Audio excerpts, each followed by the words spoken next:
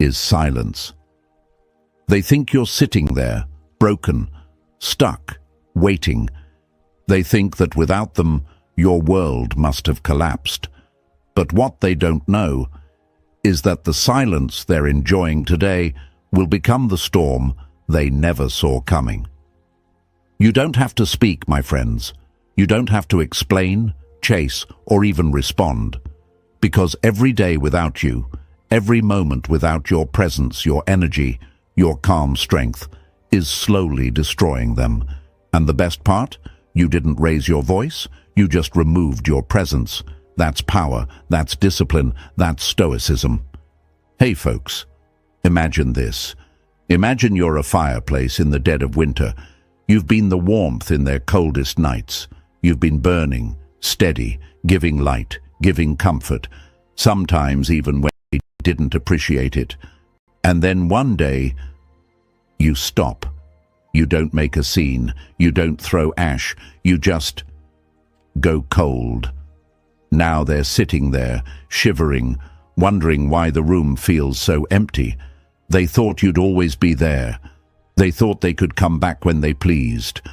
But you, my friend, aren't a flame to be taken for granted. You're not warmth on demand. You are the fire they didn't learn how to keep. Let's break the biggest lie they tell themselves, that silence means you're weak, that if you're not reacting, you must be hurting. Wrong.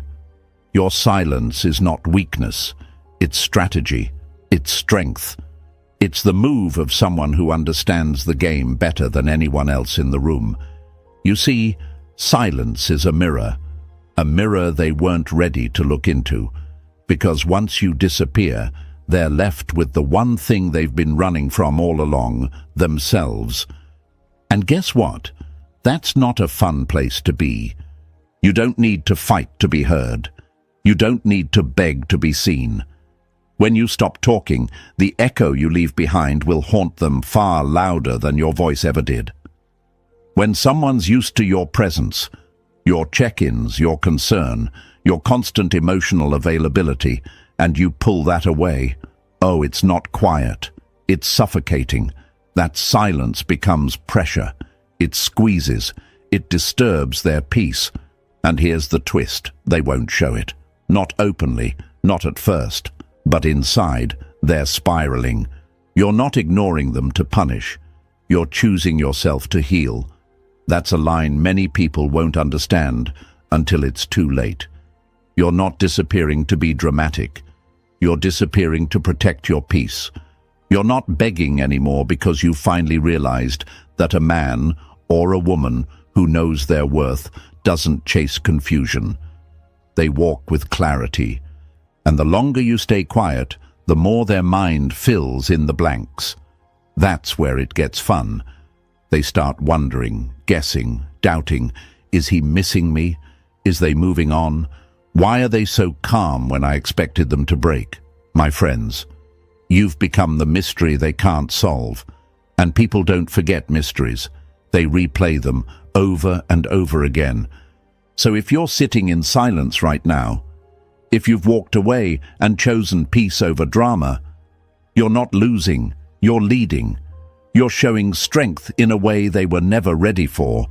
And that, my friends, is where real transformation begins. Let this be your reminder today. You don't always have to speak to be heard. Let silence and time do the work. Let them feel your absence like gravity. Let them try to breathe in a room that used to be filled with your oxygen. Because the truth is, you were never ordinary. Write it in the comments right now. Silence is power. Say it, feel it, live it.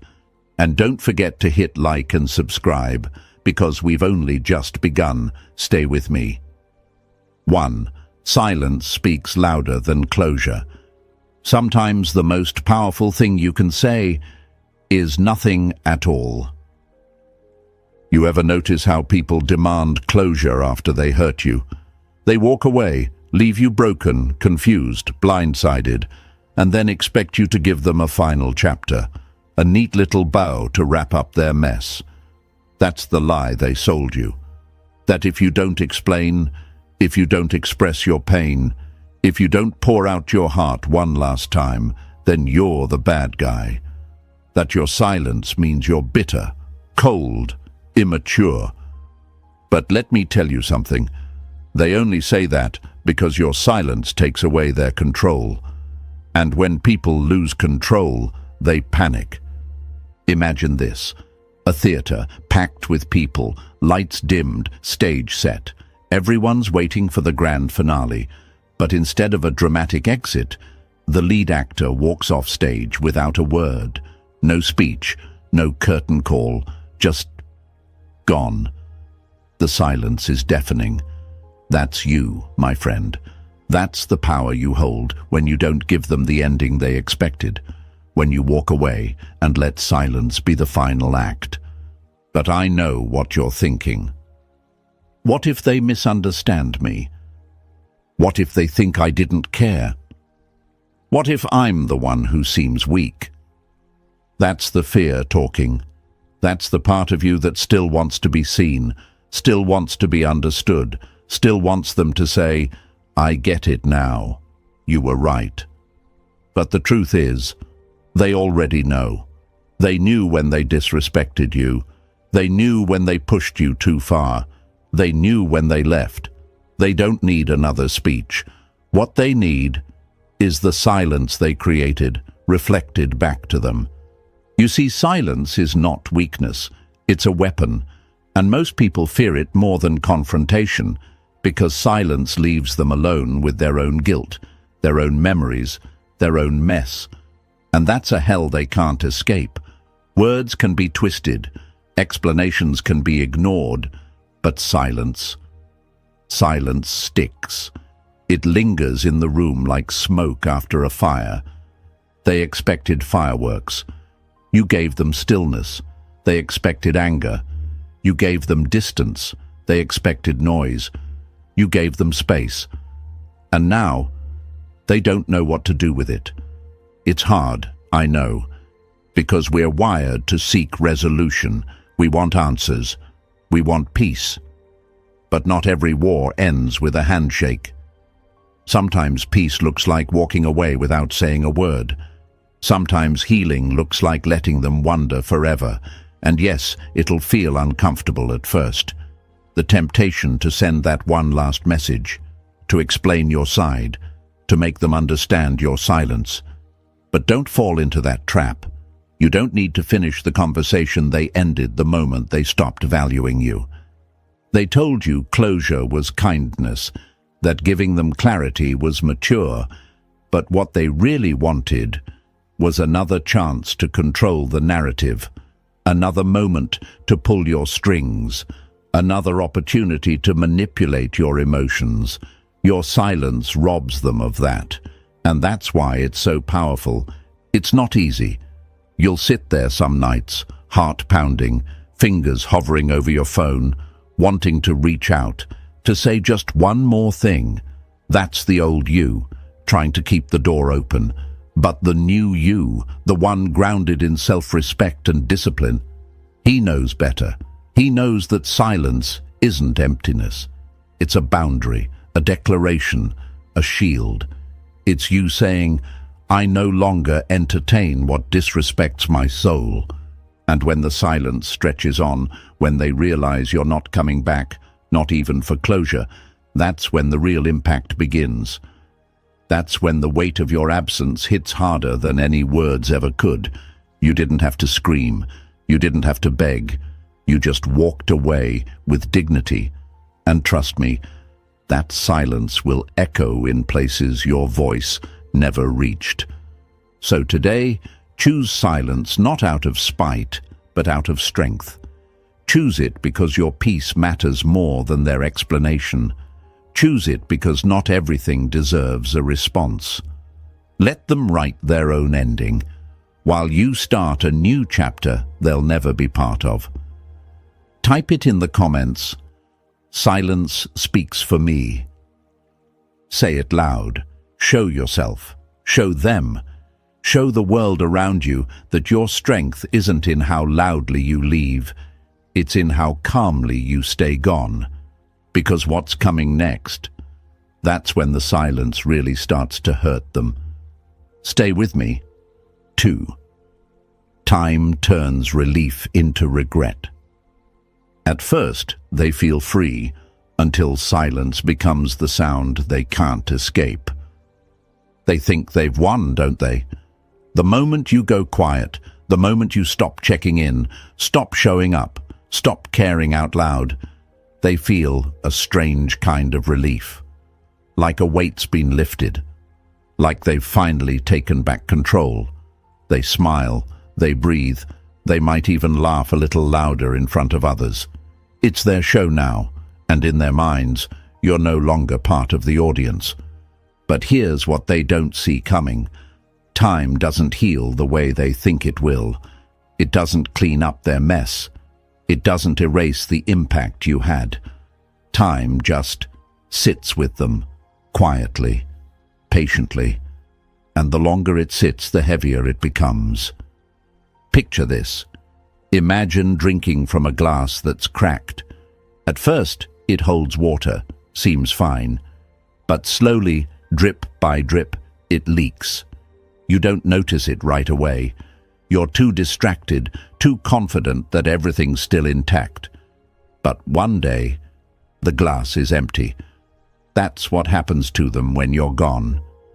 They feel full at first, strong, untouchable, but the truth starts to leak through the silence. And by the time they notice, it's too late. They're empty. You see, time is not your enemy. It's your quiet ally. It works in the background while you focus on your healing, your growth, your peace. It doesn't need reminders. It doesn't need effort. It just needs space. Space you created when you stepped back. And every second that passes without your presence chips away at the story they told themselves about how okay they'd be without you. But here's what messes with their head. You're not chasing, you're not begging, you're not trying to fix it. And that's not what they expected. They expected breakdowns. They expected text paragraphs. They expected long calls, apologies, explanations, proof that they mattered more than your dignity. But when you chose silence, when you chose to stop proving yourself, you shattered the illusion that their leaving would break you. And that's when it starts, the shift. At first it's small, a moment of stillness they can't explain, a memory that slips in during the commute home, a random object that reminds them of a moment you shared. It's light at first, nothing too serious, but it builds. They open their phone expecting your name. Nothing. They scroll through their day, waiting for your voice to interrupt the noise. Nothing. And that absence, that haunting silence, starts turning that false relief into real discomfort. Time doesn't just pass. Time reminds. Time replays. Time exposes. And let's be honest, they didn't just lose your attention. They lost your protection, your emotional presence, that unspoken safety you gave them by always being there. And now, they're realizing that peace was never theirs. It was yours. You carried it. You provided it. And when you left, you took it with you. But don't expect them to admit it right away. Oh no, the ego is stubborn. At first, they'll keep up the show, post the pictures, laugh louder, pretend that life has never been better. But behind that screen, behind those empty nights and fake smiles, there's a growing ache. A whisper that gets louder with every passing day. Maybe I made a mistake. Maybe I let go of something good. Maybe they really are gone for good. Let it happen. Let time do what begging never could. Let the silence speak what your words couldn't. Let the space you created reveal the truth you no longer need to prove. Because the longer you stay grounded in your peace, the more their temporary relief dissolves into undeniable regret. They'll remember your consistency when others offer chaos. They'll remember your calm when others bring confusion. They'll remember your presence, when it's nowhere to be found. And you? You won't be waiting. You'll be rising, becoming, evolving. Because you don't move forward to punish them. You move forward because your soul outgrew the space where you were only tolerated, not treasured. So when doubt creeps in and the silence feels unbearable, remind yourself, you're not losing them. They're losing you. And they'll realize it, but only after it's far too late. Write it in the comments. Time reveals truth. Say it loud. Say it for you. Say it for every person who underestimated the quiet force of your disappearance. Let the world know. You don't chase anymore. You let time speak. And believe me, what's coming next? That's when the silence starts to haunt them. Stay with me. 3. The void they can't fill. You don't realize how much someone meant to you until you try to replace them and everyone else feels empty. They thought it would be easy, that replacing you was just a matter of time, just a new face, a new thrill, a few nights out, a couple of compliments from strangers, and boom, you'd be forgotten. But what they didn't understand is this. You weren't just a person. You were an energy, a presence, a calm in their chaos. And when someone like that disappears, it doesn't matter how many names they try to memorize, how many bodies they lie next to, or how many moments they try to laugh through, because nothing fits quite the same anymore.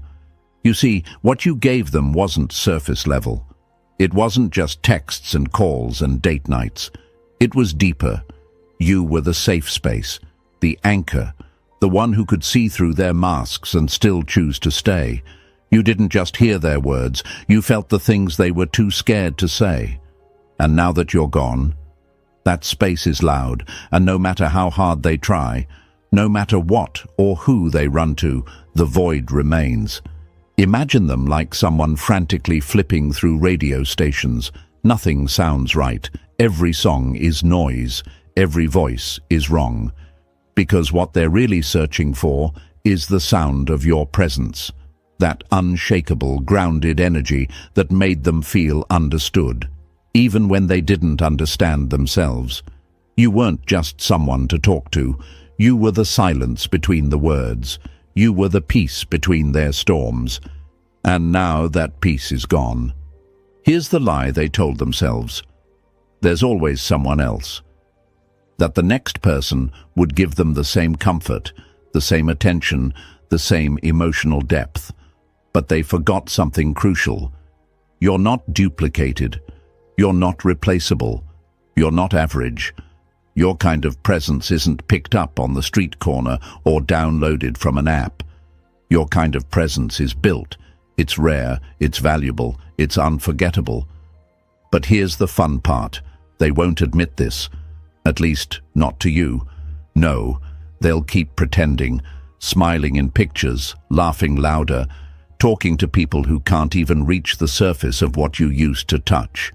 But behind closed doors, that's where it hits. In the silence after the party, in the stillness after the fun wears off.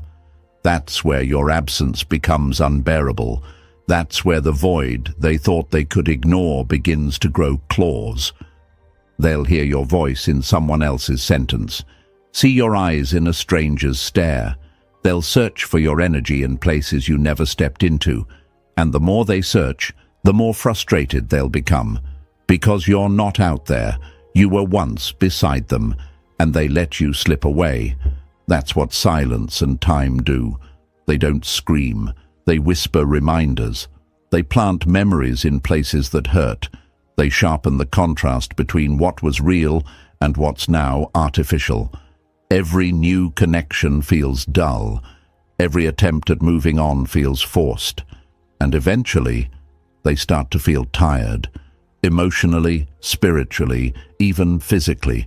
Drained from trying to fill a space they never truly valued when it was full. But you're no longer there, hoping they'll come back. You've stopped checking. You've stopped waiting, because real power comes from understanding this.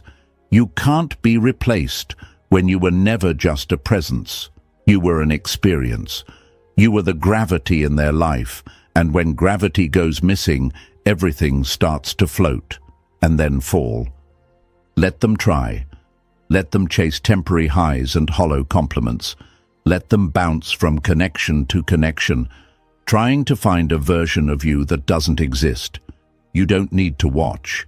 You don't need to respond, because they'll realize it, alone, in silence, when no one else fits, when no one else understands them like you did, when no one else feels like home. Type it in the comments. I leave a void. Say it for every moment they took you for granted. Say it to remind yourself of what you bring into people's lives when you show up fully, deeply, quietly. You were never easy to replace. You were just easy to overlook until you were gone. Stay with me, because the deeper we go, the more their silence starts to turn into regret. And trust me, that's coming. 4. The world moves without them. They thought the world would pause when they left. Instead, it just kept turning without them. They thought you'd freeze, that the moment they pulled away, your world would stop spinning, that you'd sit there stuck, replaying every moment, every word, asking yourself what went wrong. They thought their absence would paralyze you, that everything in your life would slow down, because how could you possibly move forward without them? But here's the thing, my friends, you did. And not only did you move forward, you did it without making noise, without theatrics, without needing them to see, because a real one doesn't stop when someone walks out. He redirects. He evolves, quietly, steadily, unshaken. See, they didn't just expect you to pause, they needed you to. That was their comfort, the illusion that they still mattered because you were stuck in place, orbiting the memory of what used to be. But the moment you chose not to chase, not to prove, not to wait, that's the moment their illusion shattered. You became the one thing they never expected, unbothered. Imagine it like this, a train station. They walk out, expecting the train to stop behind them, doors open, engine off, waiting for them to change their mind. But instead, the train keeps moving, and they're left standing on the platform, watching the ride they thought would wait for them disappear into the distance. No goodbye, no hesitation, just movement. And that movement, that's what hits them hardest. Because they told themselves you couldn't live without them, that your routine, your joy, your energy, all of it was built around their presence. But the silence you gave them wasn't weakness.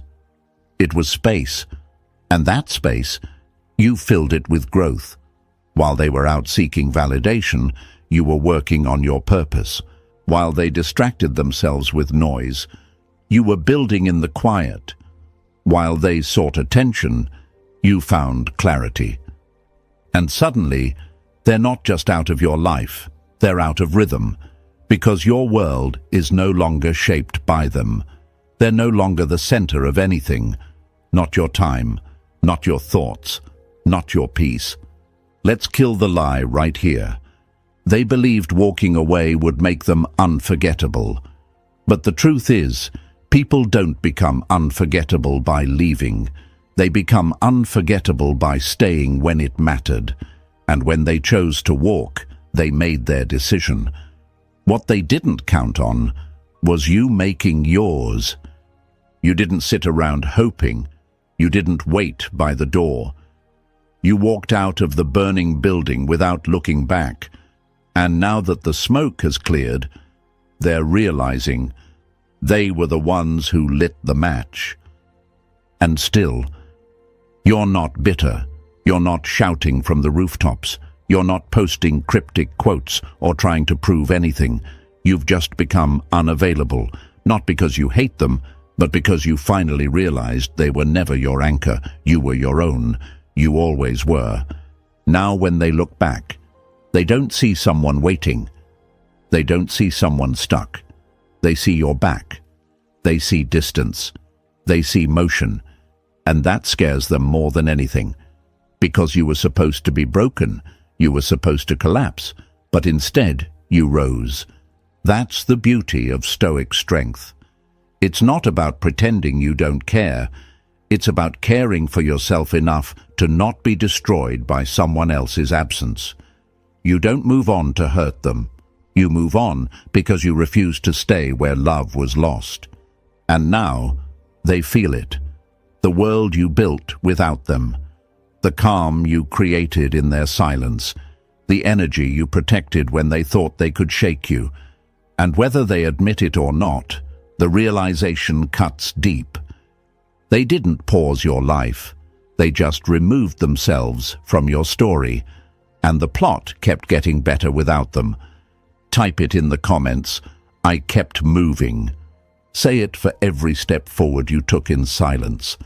Say it for every time you wanted to look back, but didn't. Say it to remind yourself, and them, that your journey doesn't end because someone exits. It evolves. Stay with me, because what's coming next? That's when their ego starts breaking, and their heart starts whispering the truth they can't admit out loud. 5. Their ego battles their heart. They walked away with pride, but they cry in silence when no one's watching. At first they stand tall, proud, cold, convincing themselves that leaving was strength, that cutting you off, ignoring you, distancing themselves, was power. They look in the mirror and whisper, I did the right thing. They tell their friends they're fine. They smile in public. They post like, life is perfect. But beneath that surface, a war has begun. And it's not between you and them. It's between their ego and their heart. See, ego's loud. It likes to be seen. It wants to be right, even when it's wrong. It feeds off pride, off silence, off pretending it doesn't hurt. So when they left, ego cheered. It told them they were in control, that you'd be back, that your silence was temporary, that any second now you'd break, that you'd fold, that you'd come crawling back to fix what they shattered. But time kept passing, and you didn't come back. And that's when the heart started whispering. At first, it was quiet, just a flicker of doubt, a memory here, a moment there.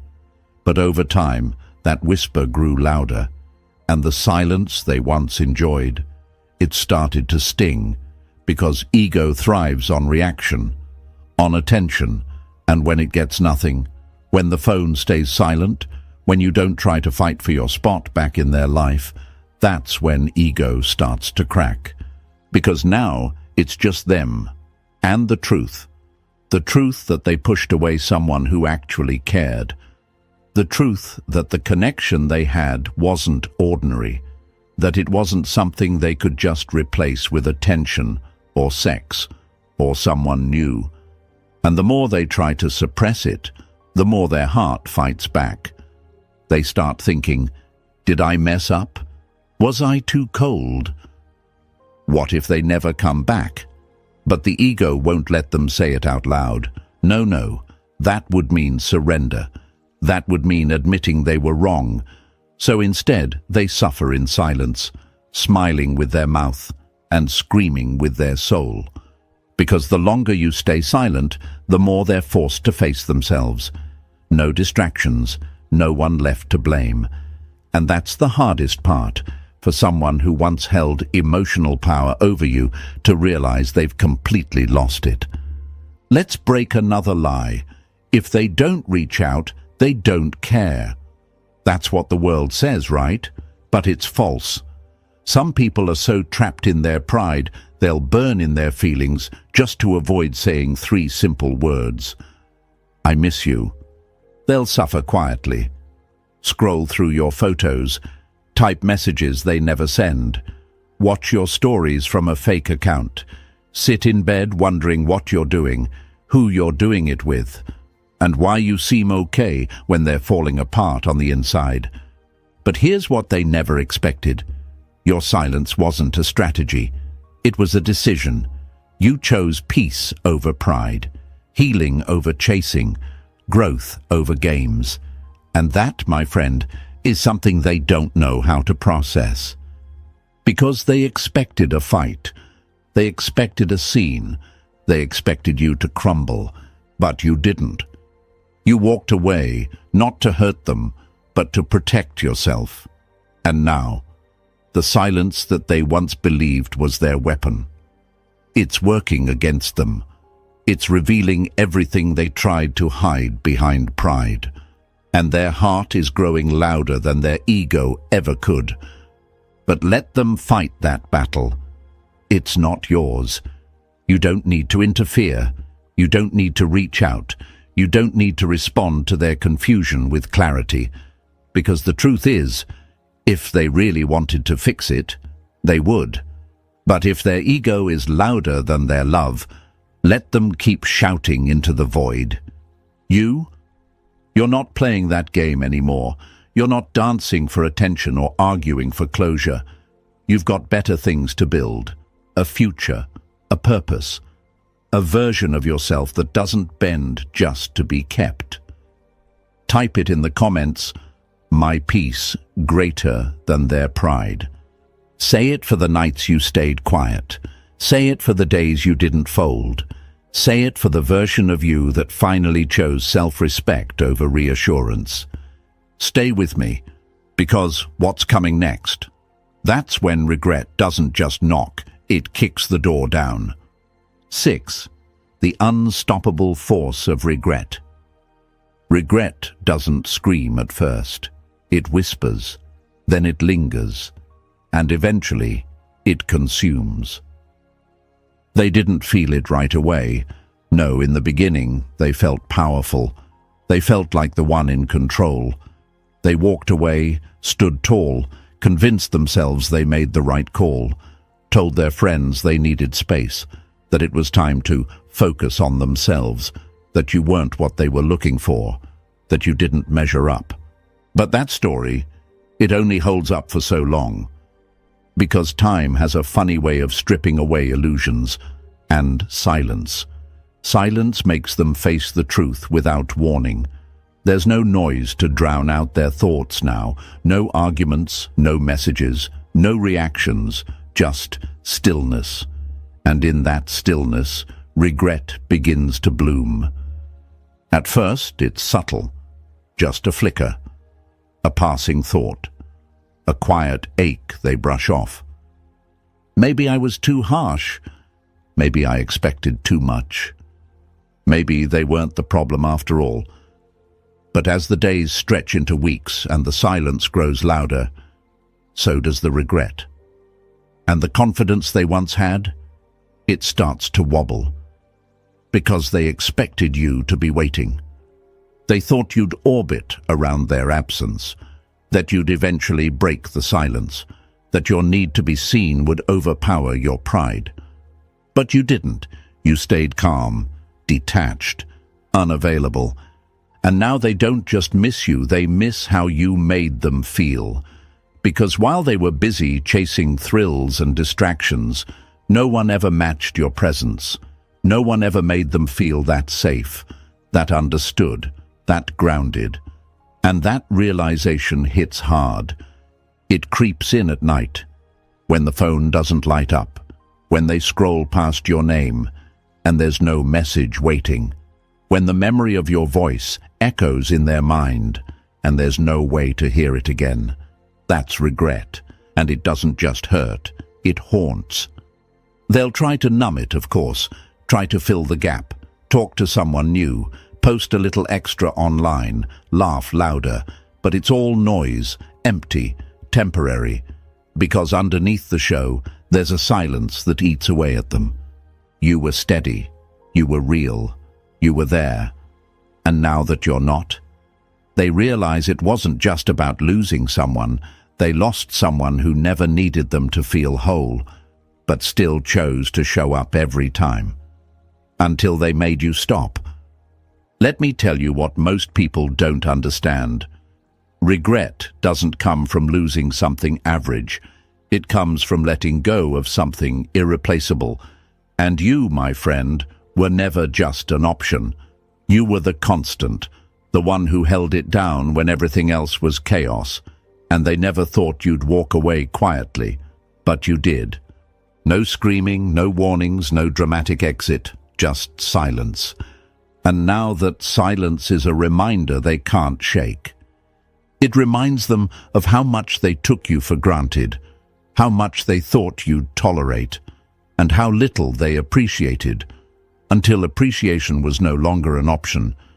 But don't think for a second, this is your responsibility. Their regret is theirs to carry. You're not here to rescue them from the consequences of their choices. You're not here to offer closure to someone who never gave you consideration. Because the truth is, the most powerful response isn't a comeback, it's a comeback to yourself. And that's exactly what you've done. You've reclaimed your time, your peace, your power, and while they're stuck in a loop of what-ifs, you're creating a life that no longer includes them. That's the beauty of growth. You don't need them to see your worth. You just needed to stop wasting it where it wasn't respected. Type it in the comments. Their regret is not my burden. Say it for the version of you that used to shrink to be loved. Say it for the peace you chose over chaos. Say it to remind yourself and the world that just because someone regrets losing you doesn't mean you owe them a way back. Stay with me, because next we're going to talk about desire and how absence doesn't just cause regret, it reshapes how they see you forever. 7. Absence reshapes desire. What's always available is rarely valued. What disappears becomes unforgettable. They didn't desire you when you were always there, when you answered every message, when you picked up the phone on the first ring, when you showed up, even when they didn't, when you made them your priority, while they treated you like an option. Back then, they felt in control, comfortable, bored even. Because here's the brutal truth, my friends. People don't crave what's constant. They crave what feels scarce, what feels earned, what feels just out of reach. And that's exactly who you've become. Your absence, it's not just silence, it's not just space, it's transformation. You've gone from being the one they were used to the one they can't access, from predictable to mysterious, from available to gone. And nothing builds desire faster than not knowing how to get back what was once taken for granted. See, at first, they were fine, maybe even relieved. They believed they had the upper hand. They thought they could walk away, and you'd still be there, waiting, hoping, proving. But the moment they realized you weren't chasing, weren't reacting, weren't even trying, something inside them shifted. That's when desire starts to grow, quietly at first. A passing thought, a quick memory, but your absence has weight. It fills the room. It follows them into conversations, into late nights, into moments when they're surrounded by people, but still feel alone because you're not there, and more importantly, you're not trying to be. Let me give you a visual. Imagine a garden. Every day you watered it, showed up, gave light, gave attention, and they thought the garden would keep blooming no matter how they treated it. So they stopped noticing. But then you stopped watering. You stopped showing up. You let the silence grow like wild vines. And suddenly, that same garden looks different, withered, empty, and they can't unsee it. Now they miss the light. Now they miss the warmth. Now they realize it was never the garden. It was you. But this part is important. You didn't disappear to make them want you. You didn't withdraw as a strategy. You did it because you finally understood your worth. You did it because you refused to beg to be seen. You did it because true self-respect isn't loud. It's silent, it's patient, and it walks away with grace. And that silence, that distance, it's doing the work for you, because now they're imagining who you're with, what you're doing, whether you've moved on, whether you've forgotten them. Their desire isn't fueled by your attention, it's fueled by your disappearance. This is what they never tell you. Desire is born in uncertainty. It grows in the space where answers used to be. It thrives in silence, in mystery, in the absence of your voice, your validation, your presence. You are now the unanswered question in their life, the one they can't decode. And that, my friends, is rare in a world where everyone overshares, over-explains, overreaches. You became still, you became quiet, you became untouchable. And while they're out there seeking distractions, trying to suppress that longing, trying to mask that rising tension, you remain calm, collected, focused, because you've learned that your energy isn't for everyone, that your time, your love, your presence is earned, not expected. They want you now, not because you changed, but because you left. They crave you now because they can't touch you, because the version of you that was once easy to access has become a memory. And that memory, it's more powerful than any explanation you could have given. Let them want, let them wonder, let them wish. You're not here to perform. You're not here to validate someone who only realized your value when it was no longer theirs to have. Type it in the comments. My absence builds desire. Say it for your silence. Say it for your strength. Say it to show yourself and the world that you no longer have to beg to be wanted. That when you walk away with dignity, desire follows in silence. Stay with me, because what's coming next, that's not just about desire. It's about the victory of becoming unmoved, unbothered, and completely untouchable. 8. The Stoic victory, unmoved, unbothered. The greatest revenge isn't anger, it's silence, peace, and indifference. They thought the goal was to make you react, to watch you fall apart, to see you chase, cry, explain yourself again and again. That's the story their ego wanted to write, that your worth depended on their validation, that the moment they pulled back, you'd fall to your knees. But that story never made it past chapter 1. Why? Because you didn't just go quiet, you became untouchable. And now, you're not bitter, you're not broken, you're not even bothered. You've reached the point most people never get to, the place where their opinion doesn't move you, their absence doesn't shake you, and their silence, it's met with your peace. See, they were prepared for everything except this. They were ready for arguments, emotional messages, attempts to fix things. They were bracing for drama, for chaos, for proof that you still cared. But you didn't give them a storm. You gave them something far more terrifying: stillness. Stillness is what they never expected. The way you stopped showing up, the way you stopped explaining yourself, the way you let go, not loudly, but completely.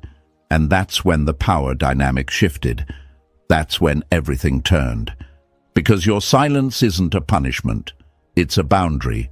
Your peace isn't passive, it's earned. And your indifference? It's not because you're cold, it's because you finally healed. Let's break the biggest lie right now. They told themselves you were weak for caring, that your emotions made you easy, that your love made you blind. But now they see the truth.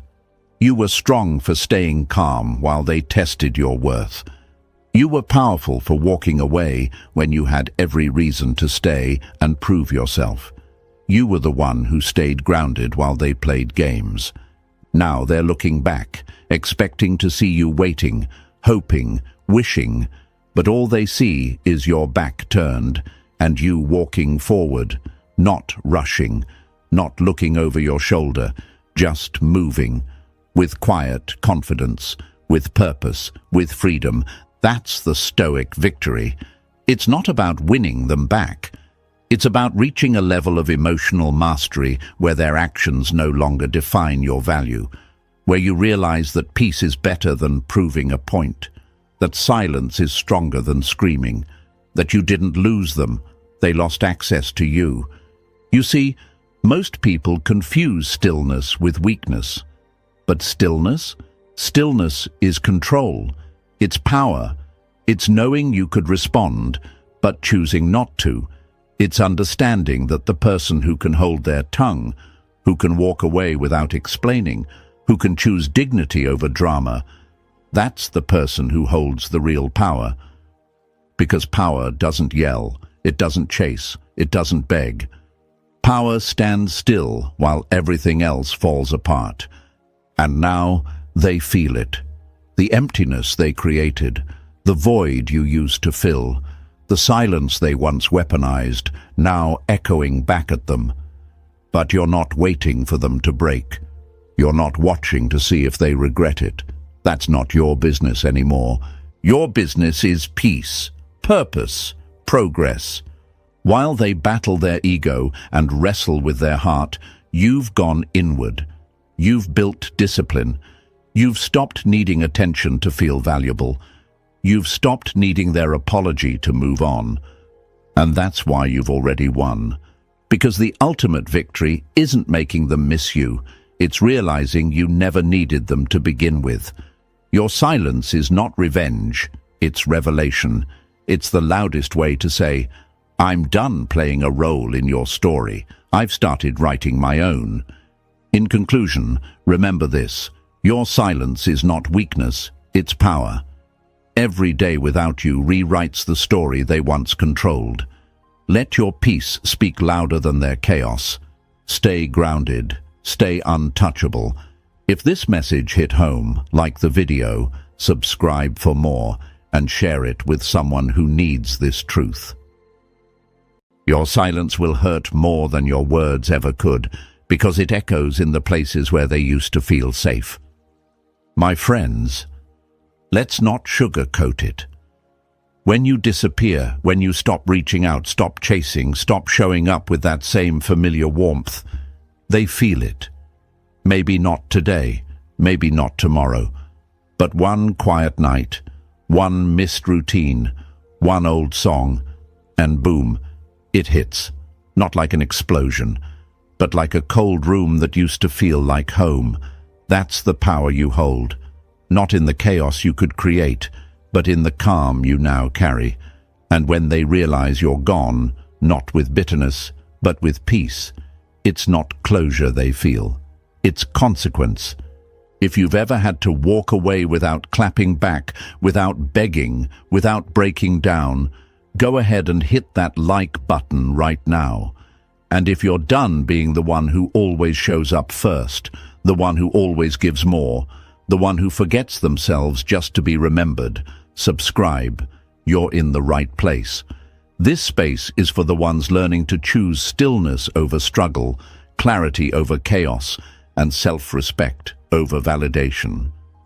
Hey folks, imagine this. You're a lighthouse, standing tall, silent, unmoving. You don't chase ships. You don't scream for them to notice you. You just shine. Day after day, night after night. But some people, they sail right past you, again and again. They think you'll always be there, until one day, you stop. The light goes out, not out of spite, but because you were never their GPS. You were their guide, and they chose not to follow. Now they're lost at sea, drifting, confused. And the silence, that's the map they never learned to read. See, disappearing doesn't mean you're weak. It doesn't mean you're playing games. It means you've finally learned the difference between effort and exhaustion, between connection and convenience, between love and loyalty, and just being someone's emotional insurance policy. You didn't walk away to get a reaction. You walked away because you got tired of reacting to disrespect, to distance, to the silent treatment that they thought you'd never return. We've been lied to, fed this narrative that being the bigger person means always staying, always forgiving, always explaining. But here's the truth. Being the bigger person sometimes means walking away with no announcement, no speech, and no second chances. Because sometimes silence isn't avoidance, it's evolution. You're not running from them. You're returning to yourself. You're not being cold, you're being clear. You're not seeking attention, you're reclaiming your energy. You're not bitter, you're better. Better because you've finally stopped negotiating with someone who only showed up when it was convenient for them. And now that you're gone, they feel it. They pretend they don't.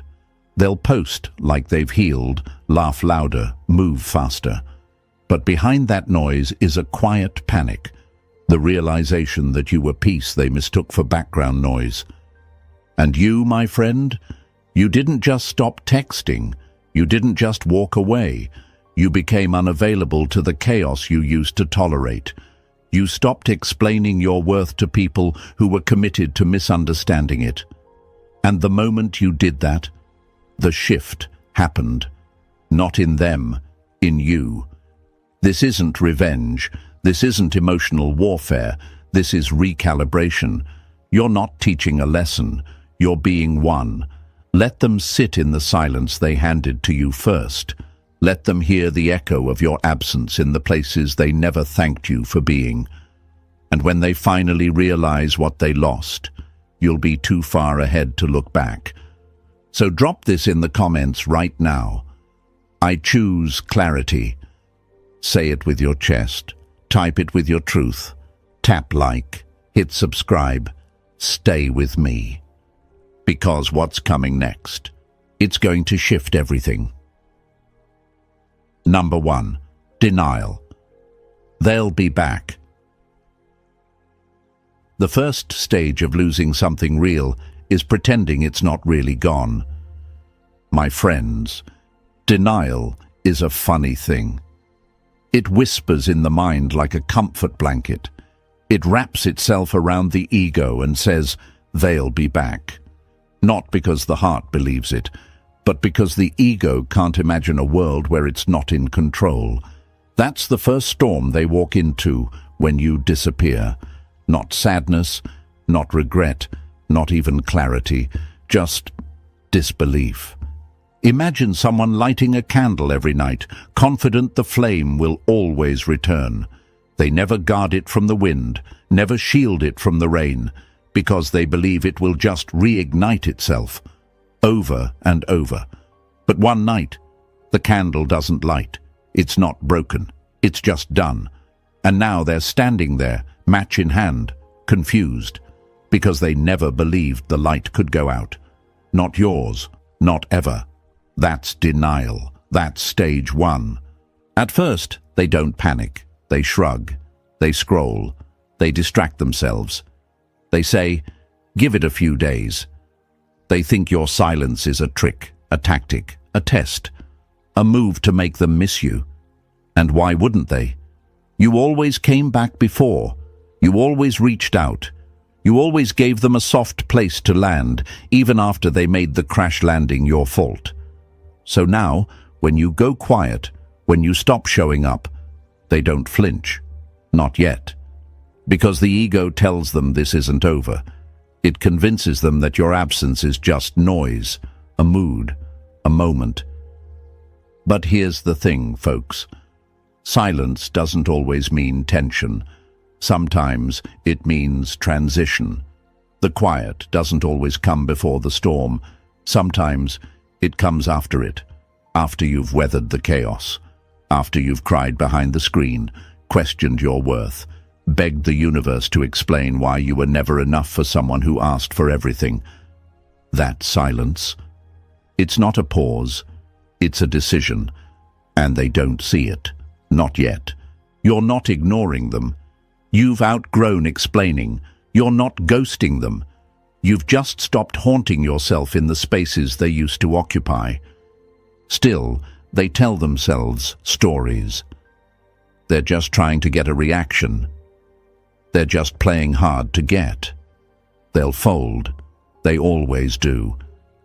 Because if they admit the truth, that this time you're really gone, it would shatter the illusion that they were ever in control. And the ego. It would rather live in a lie than kneel to reality. But let's break that lie wide open. They say if someone pulls back, chase. If someone withdraws, double down. If someone disappears, call it a phase. That's the script, right? The one built on emotional laziness and cheap confidence. But here's the truth. Sometimes people don't pull back to be chased. They pull back because they're choosing peace. They vanish not to play games, but to stop being played. And when they do, when you do, the first thing the other person feels isn't loss, it's confusion. Because silence isn't part of the cycle they're used to. And that confusion quickly becomes denial. What if they're just busy? What if they're trying to teach me a lesson? What if this is just a cooling off period? What if, what if, what if? They throw those questions around like anchors, hoping one of them will catch something stable. But all they're really doing is drifting, further from truth, deeper into delusion. And let's be real, my friend, it's not just them who feel the pull. You feel it too. You ask yourself, what if I'm wrong? What if they think I'm being dramatic? What if they're waiting for me too? That's where the fear creeps in. Not because you're weak, but because you've been conditioned to believe that disappearing means defeat, that silence means surrender, that pulling away means you're giving up. But here's what Stoicism teaches us. It's not giving up. It's giving in to truth. It's choosing stillness over struggle. It's choosing clarity over emotional chaos. It's choosing to walk away, not to hurt them, but to stop hurting you. Still, the denial they sit in will feel loud.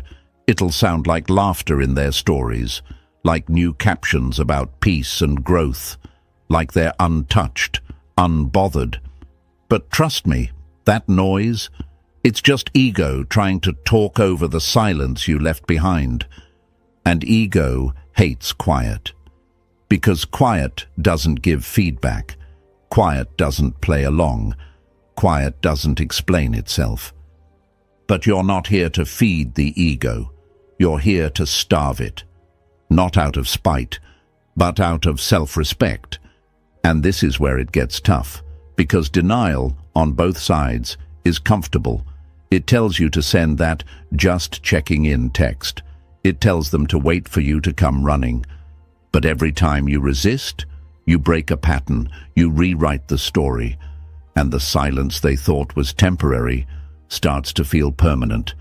That's when it begins to shift. That's when they start watching the clock a little differently, checking their phone a little more, noticing your absence not just in the chat, but in their chest, because presence doesn't need a loud goodbye to be missed. Sometimes the softest exit leaves the loudest echo. So let them sit in denial. Let them wear confidence like armor. Let them convince themselves that this is just another round in a game they think they're still playing. Don't correct them. Don't clarify. Let them bet on your return and lose. Not because you're cruel, but because this time you're not bluffing. This isn't a move. It's a moment. Not a strategy, a shift. They'll tell themselves you're coming back. But you've already moved forward. So if you're standing in that silence, if you're resisting the urge to explain, to reassure, to repeat the same old patterns, drop this in the comments right now. I broke the cycle. Say it. Show it. Show yourself. Show the world around you that you've stepped out of the noise and into your clarity. That you're not here to beg. You're not here to chase. You're not here to be misunderstood by people who only listened when you spoke in pain. Press that like button, subscribe for more, and stay with me, because what's coming next? That denial. It starts to crack. And what spills out is something they never expected to feel again. Number 2. Confusion. Why aren't they reaching out? Silence doesn't need volume to be felt. It just needs to break a pattern. My friends, here's where the real unraveling begins. After denial fizzles out, confusion kicks in. The part where they thought your silence was a stunt? Yeah, that's starting to wear thin. Now they're checking their phone not just to see if you've messaged, but to make sure it still works. The silence that once felt like a phase now feels suspicious, unexpected, uncomfortable, not because you did something loud, but because you did absolutely nothing. You see, they were ready for a storm, an argument, a paragraph, a passive-aggressive post, something dramatic. That's what they've been taught to expect. That's what people do when they're hurt, right? Make noise, stir the pot, say things they don't mean, and then double back with, "Sorry, I was just emotional." But you gave them nothing. No drama, no warning, no trail of breadcrumbs to follow. You pulled back like a tide that doesn't crash. It just slips away quietly, leaving behind space they don't know how to fill. And that space? It's loud. Now they're refreshing your page, watching your story the second it goes up, hovering in silence, hoping for a sign, a quote that might be about them, a song lyric that hints you still care, even just a like on their post to prove you're still lurking. But you've gone still, not absent, not angry, just unavailable. That's what throws them off, because they're used to being able to read you, to know exactly how you'll respond, what you'll say, when you'll crack. But now, you've gone unpredictable. And confusion doesn't thrive in uncertainty, it drowns in it. They don't understand it because you're not reacting the way people usually do. You're not typing up long essays trying to make them understand how they hurt you. You're not throwing emotional punches to get closure. You're not showing them pain so they'll know you cared. You're showing them nothing. And that nothing, it speaks louder than anything you could say. Because it's controlled. It's still. It's not about punishment. It's about peace. And peace. It terrifies people who only know love through chaos. You didn't disappear to be petty. You disappeared to protect a version of you that kept giving CPR to a connection that was already breathless. You didn't vanish to make them feel guilty.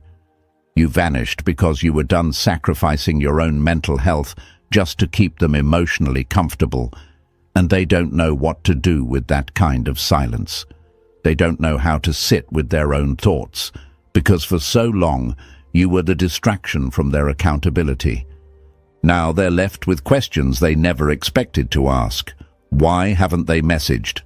Are they actually done? Do they not care anymore? Did I push too far? And let me be real with you, those questions.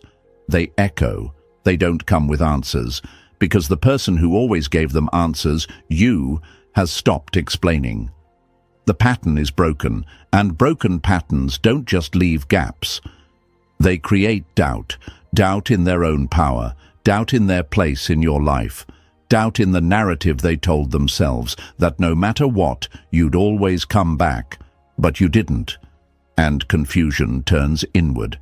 It becomes a spiral. They won't show it.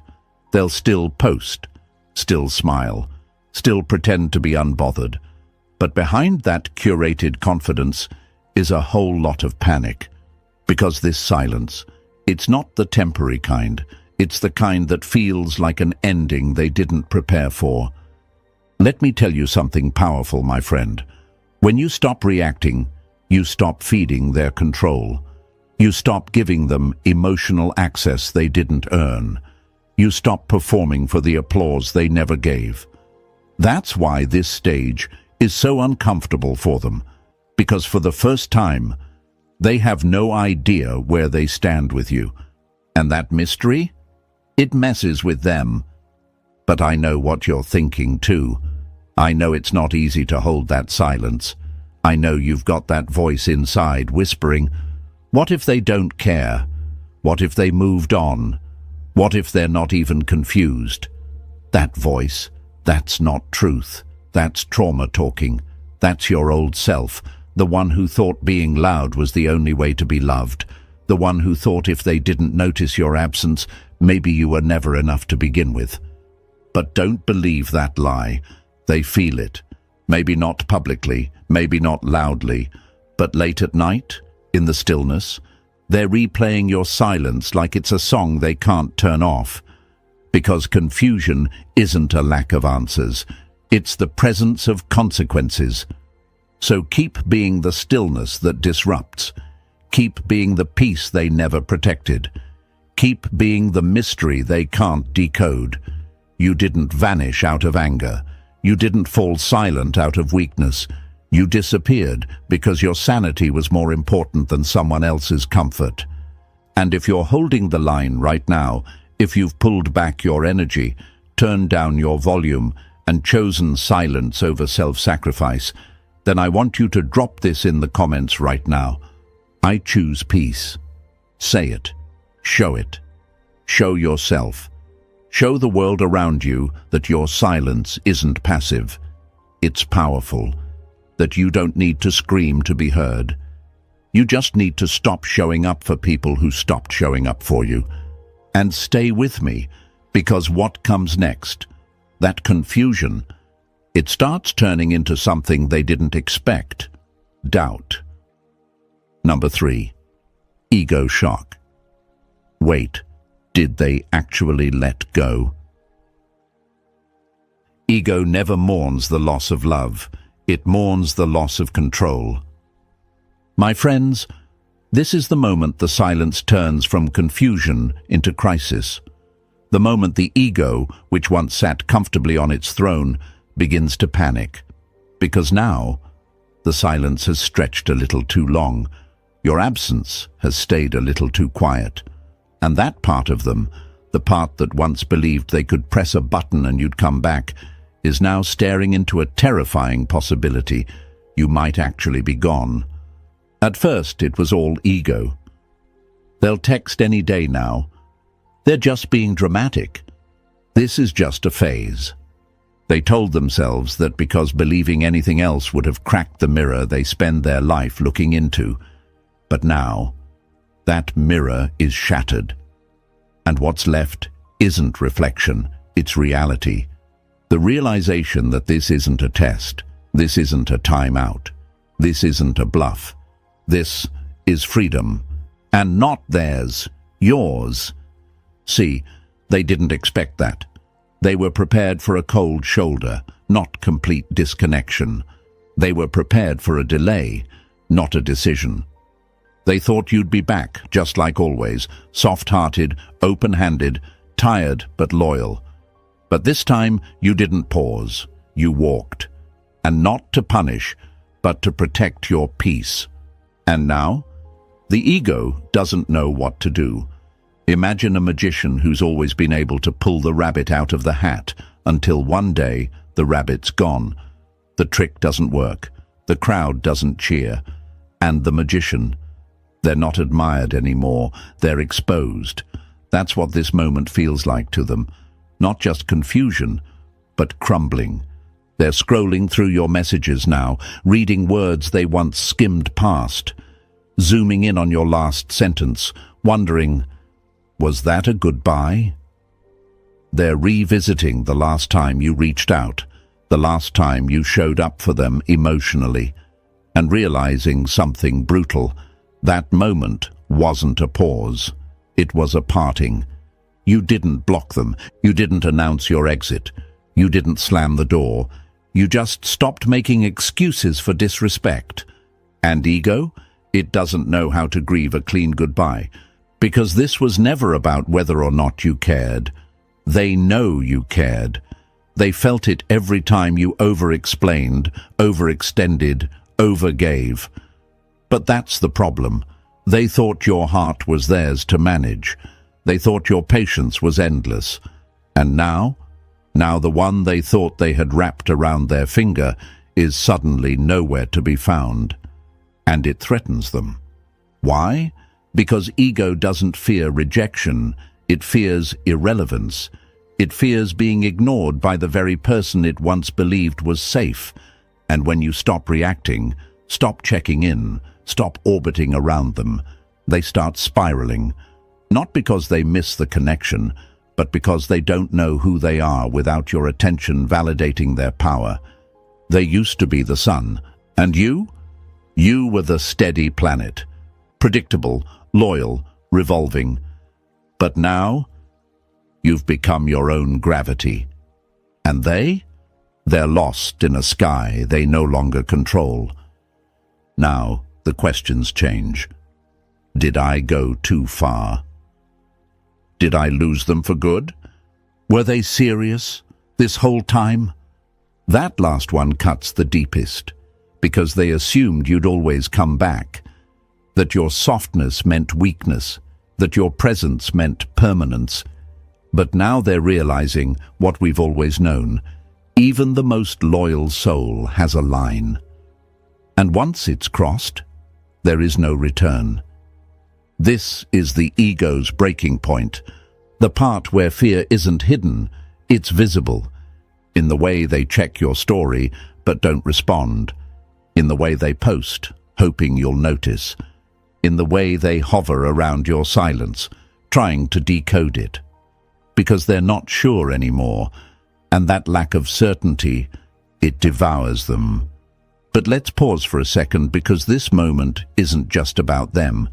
It's also about you. You feel it too, don't you? That voice inside saying, maybe I was too cold. Maybe I should have said something. Maybe they didn't mean to hurt me. That's not clarity speaking. That's conditioning. That's your old identity trying to pull you back into the cycle. But not this time. This time, you held the silence. You didn't beg. You didn't chase. You didn't trade your peace for their confusion. And now, your absence is not just noticed. It's feared. Because the moment you stopped reaching, the control shattered. And now, they're not just confused. They're not just watching. They're not just curious. They're threatened. And if you're feeling that shift, if you've stepped out of the storm and into your own stillness, then drop this in the comments right now. I am untouchable. Say it with pride. Show it in your silence. Show yourself. Show the world. Show the people who thought they could toy with your love that you are not disposable. You are decisive. Tap like, hit subscribe, and stay with me. Because what happens next? That fear in them, it starts transforming into something deeper. Regret. Number 4. Reflection. Where did I lose them?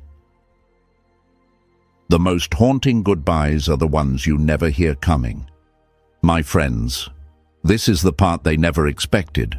Not just that you're gone, but that you left without ceremony. No fight, no final paragraph, no tearful monologue begging them to see your worth. Just stillness, just space, just you, no longer available. And now, the silence you left behind. It becomes a mirror, one they can't look away from. They go back. Back to the messages, back to the voice notes, back to the late-night conversations when you stayed up just to listen, to soothe, to be there. They replay it all like detectives at a crime scene, trying to pinpoint the exact moment things changed. Was it that one-word reply, that call they ignored, that meme they didn't laugh at. They zoom in on your last message like it's a riddle that might save them from drowning in their own confusion. But they don't find a moment, because there wasn't one. That's the thing about Stoic detachment. It doesn't announce itself. It doesn't need fireworks. It doesn't need drama.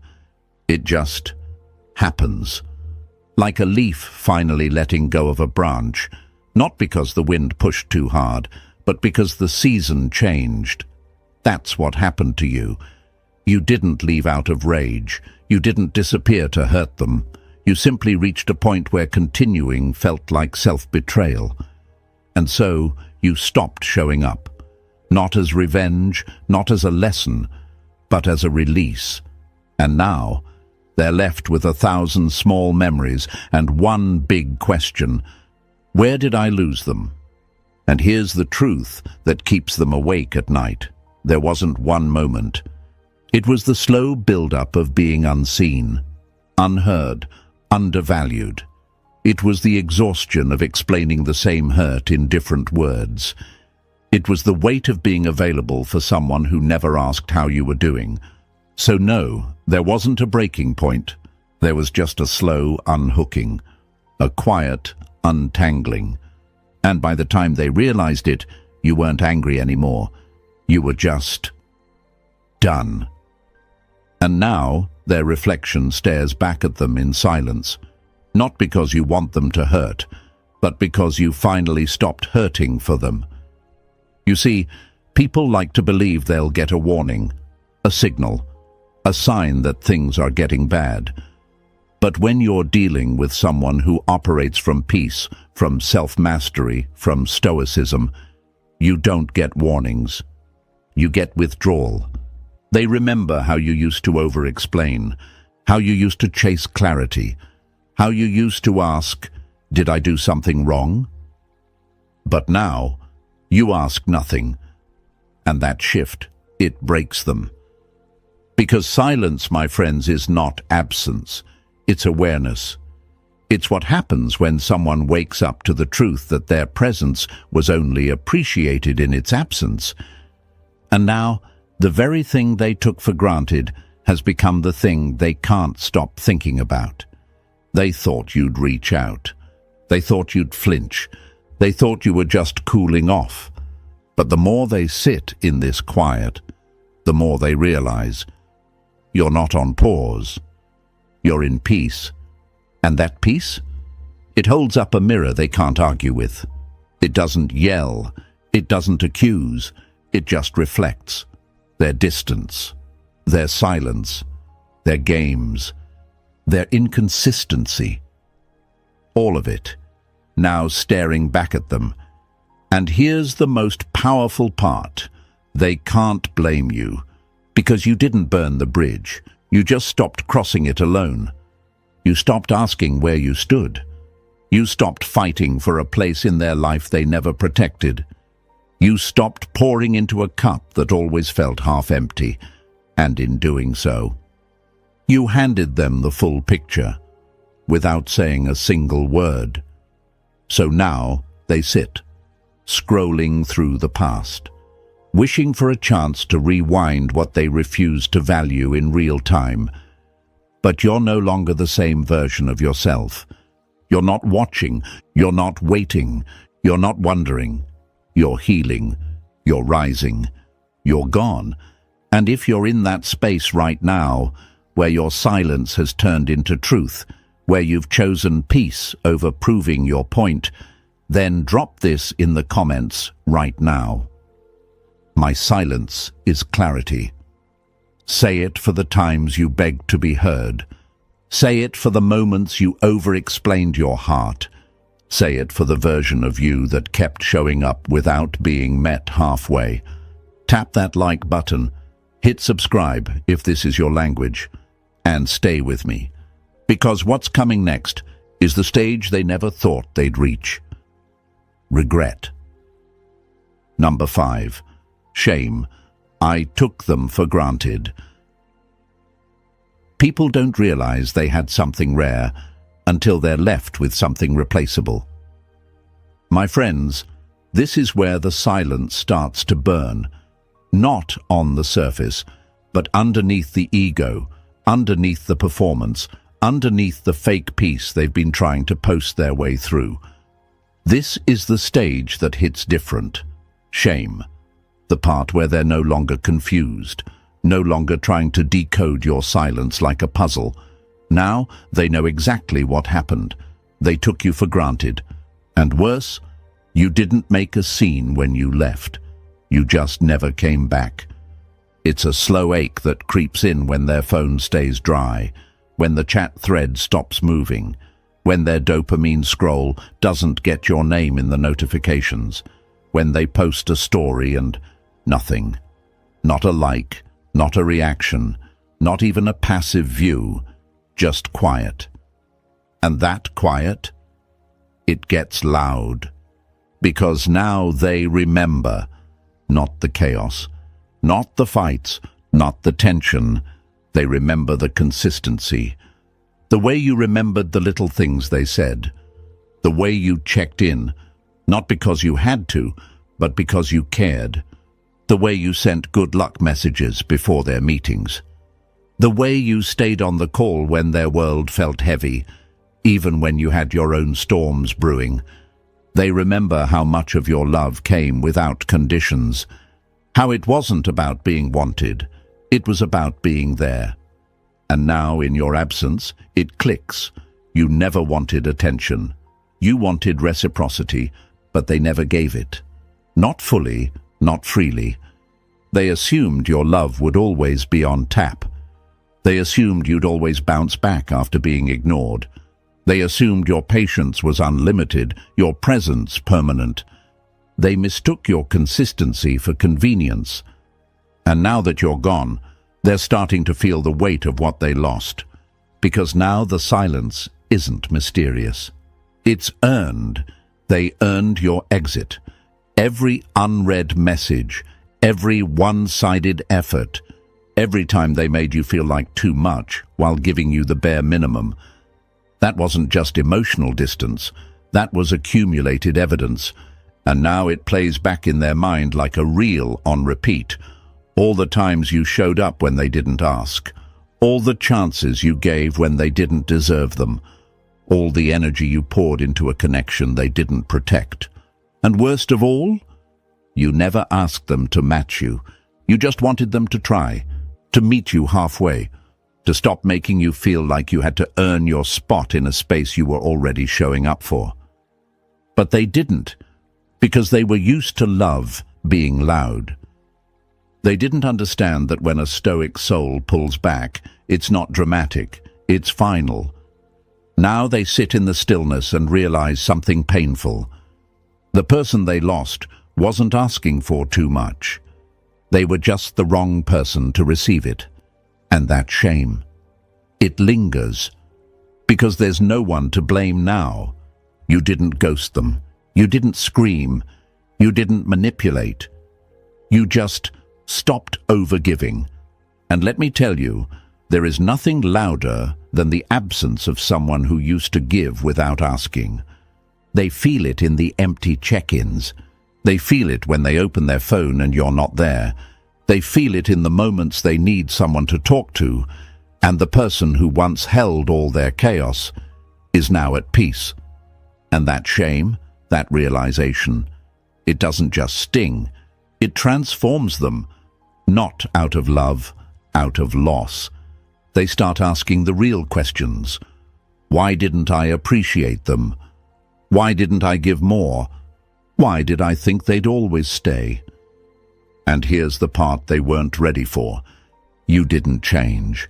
You just stopped trying to prove your value to someone who was blind to it. And now that they finally see it, they don't get access to it anymore.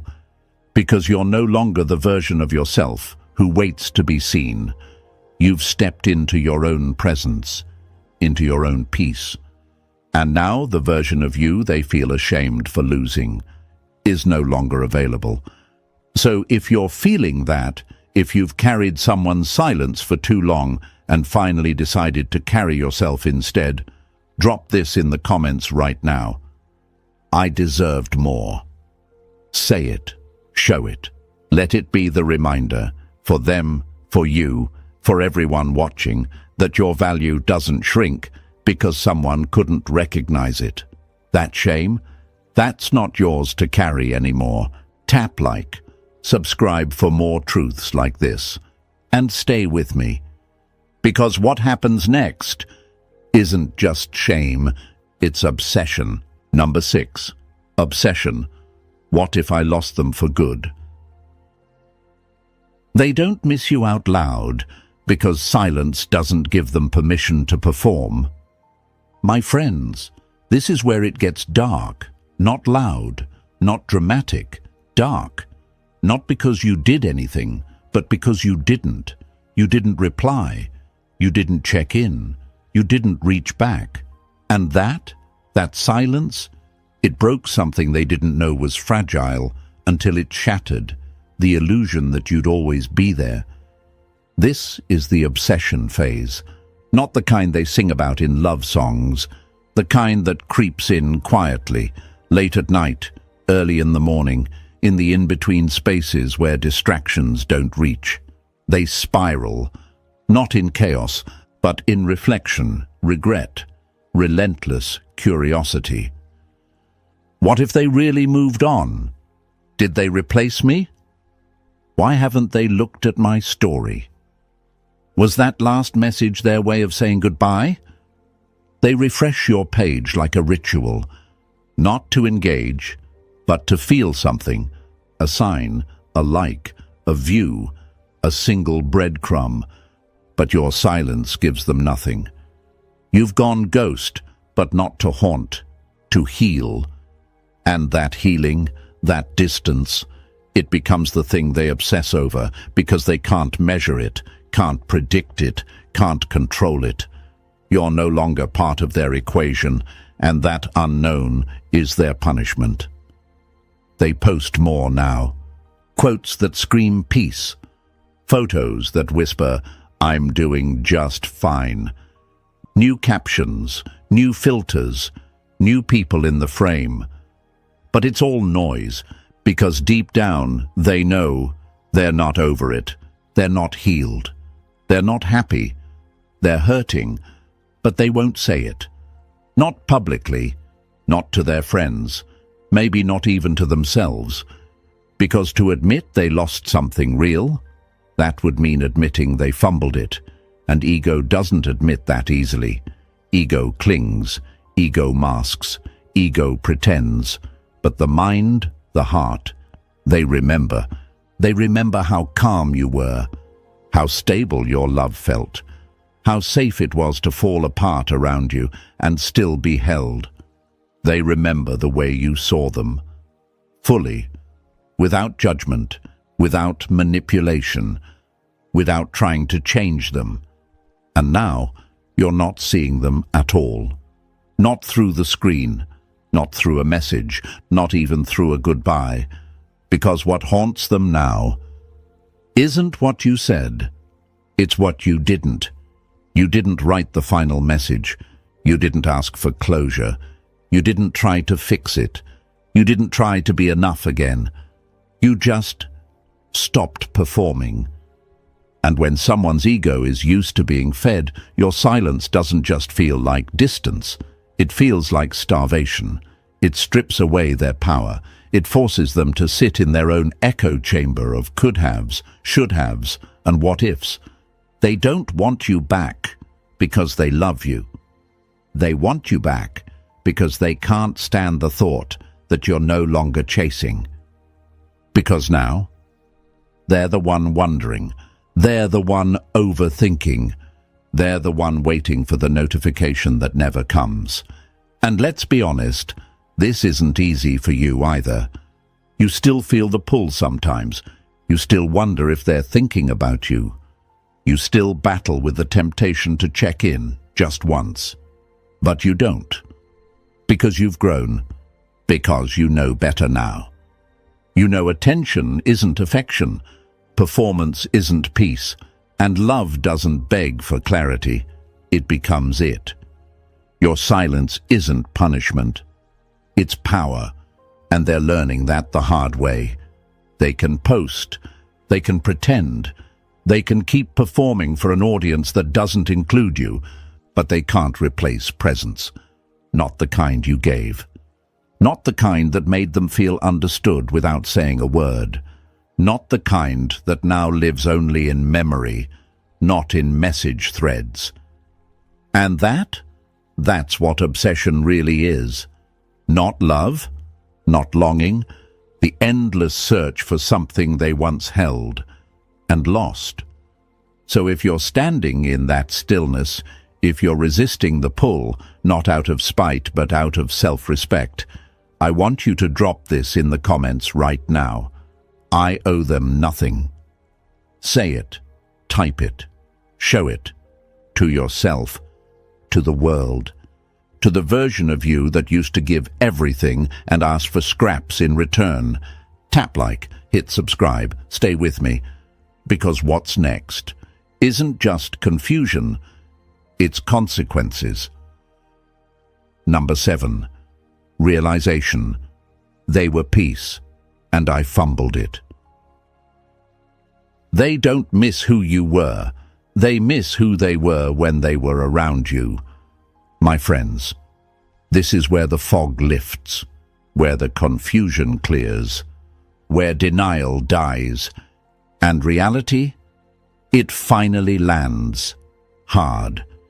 This is the stage of realization, not the surface-level kind, the deep kind, the kind that crawls under their skin in the middle of the night, the kind that creeps into quiet moments, into routine songs, into memories they didn't think would matter until they started hearing them differently, and now, in the stillness, they feel the weight of what they lost, not a body, not attention, peace, because that's what you were, peace.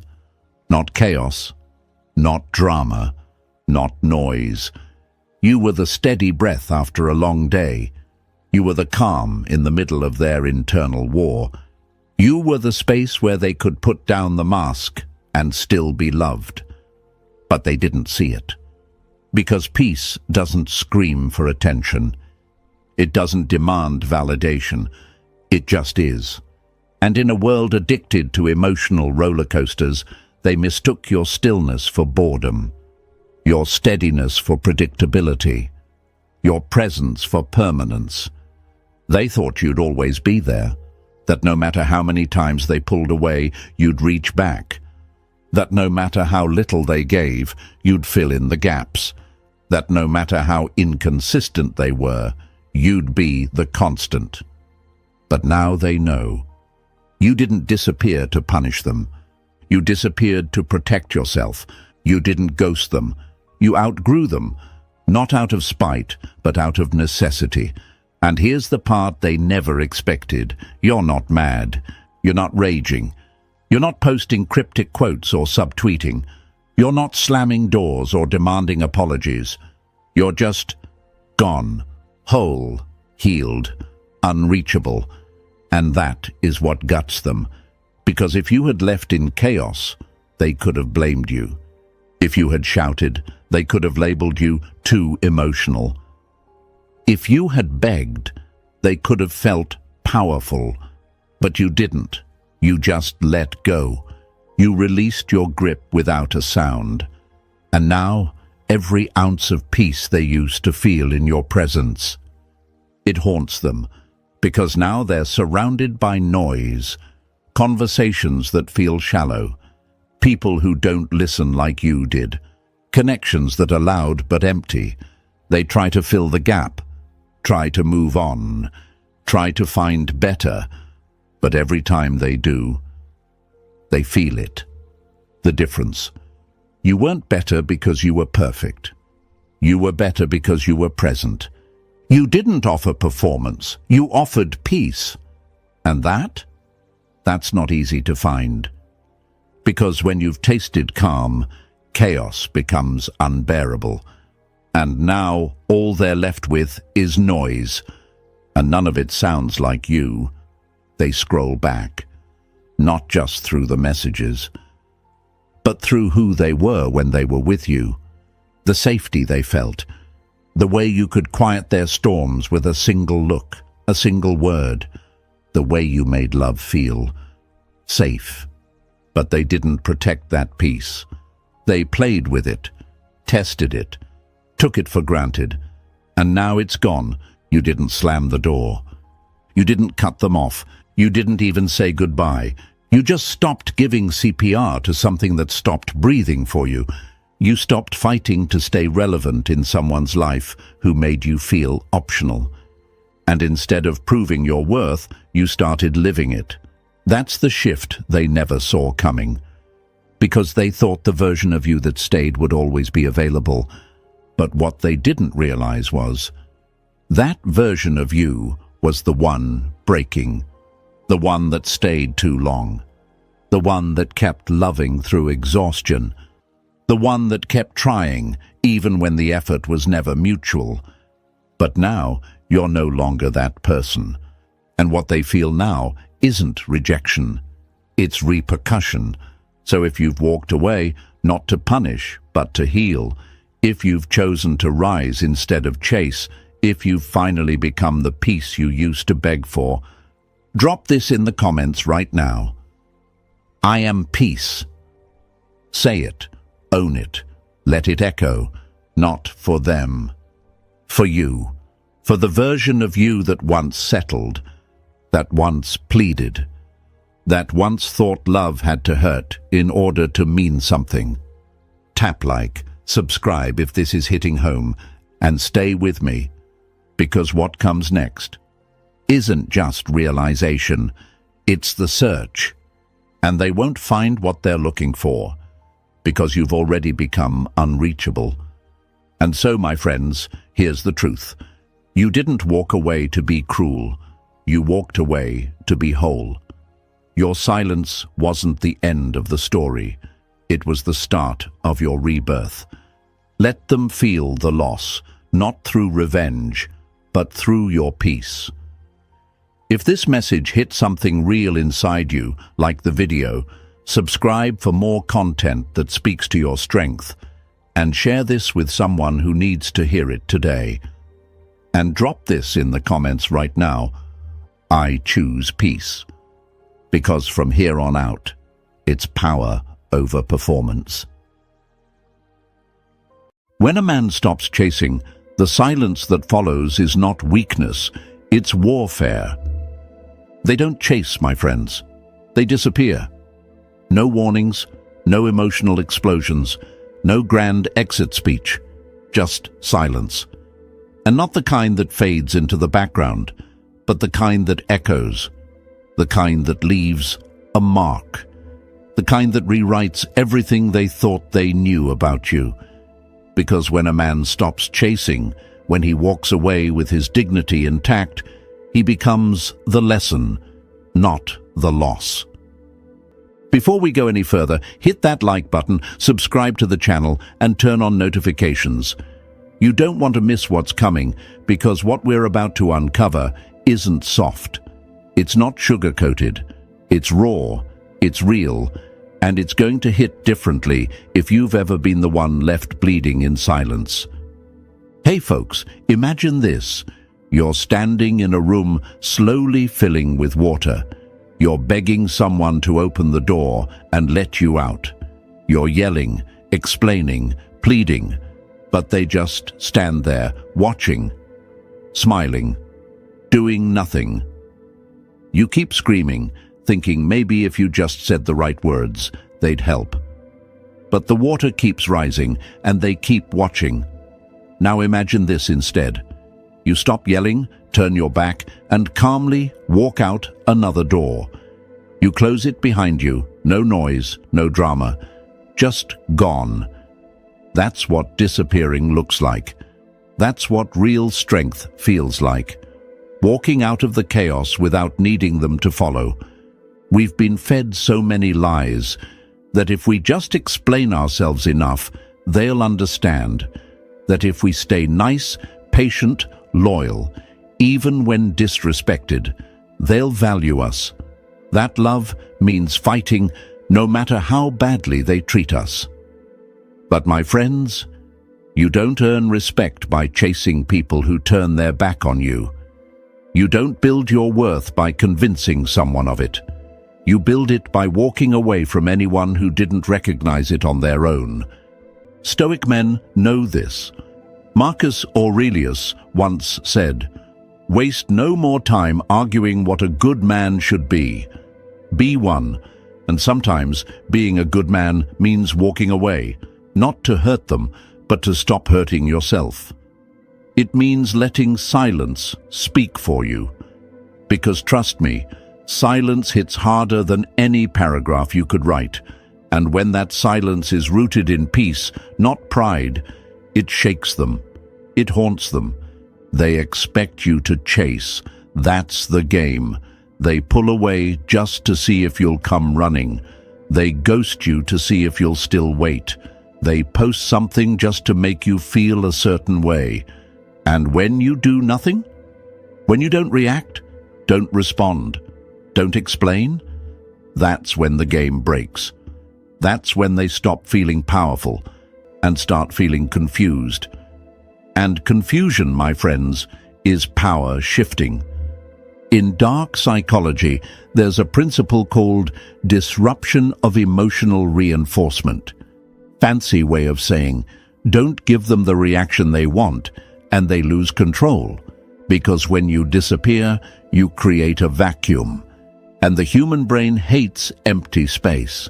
It fills it with what-ifs, with guilt, with regret. And suddenly, you're not the man who got left. You're the one they can't stop thinking about. You're not cruel for walking away. Cruel is them playing with your emotions like they're a game. Cruel is them knowing you'd do anything for them and still treating you like you're nothing. Disappearing is not revenge. It's not punishment. It's protection for your peace, for your future, for your self-respect. Because you're not vanishing out of anger.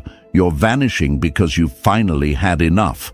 So if you're tired of chasing people who only run when they see your effort, if you're done explaining your worth to someone who already made up their mind, if you're ready to become the man they never saw coming and will never forget, write these words in the comments right now. I choose silence. 1. The chase is the trap. They want you emotional. The one who chases is never in control, and the one in control never chases. It always starts the same. She pulls away and you feel it, like gravity shifting beneath your feet. Suddenly, her texts are colder, her energy distant, and your mind begins to race. What did I do wrong? Should I reach out? If I say the right thing, maybe she'll come back. That's when the trap opens. And most men, they walk right into it with their hearts wide open. Imagine a dog chasing a car. It doesn't matter how fast it runs. The car doesn't stop. It keeps moving. The faster the dog chases, the more foolish it looks.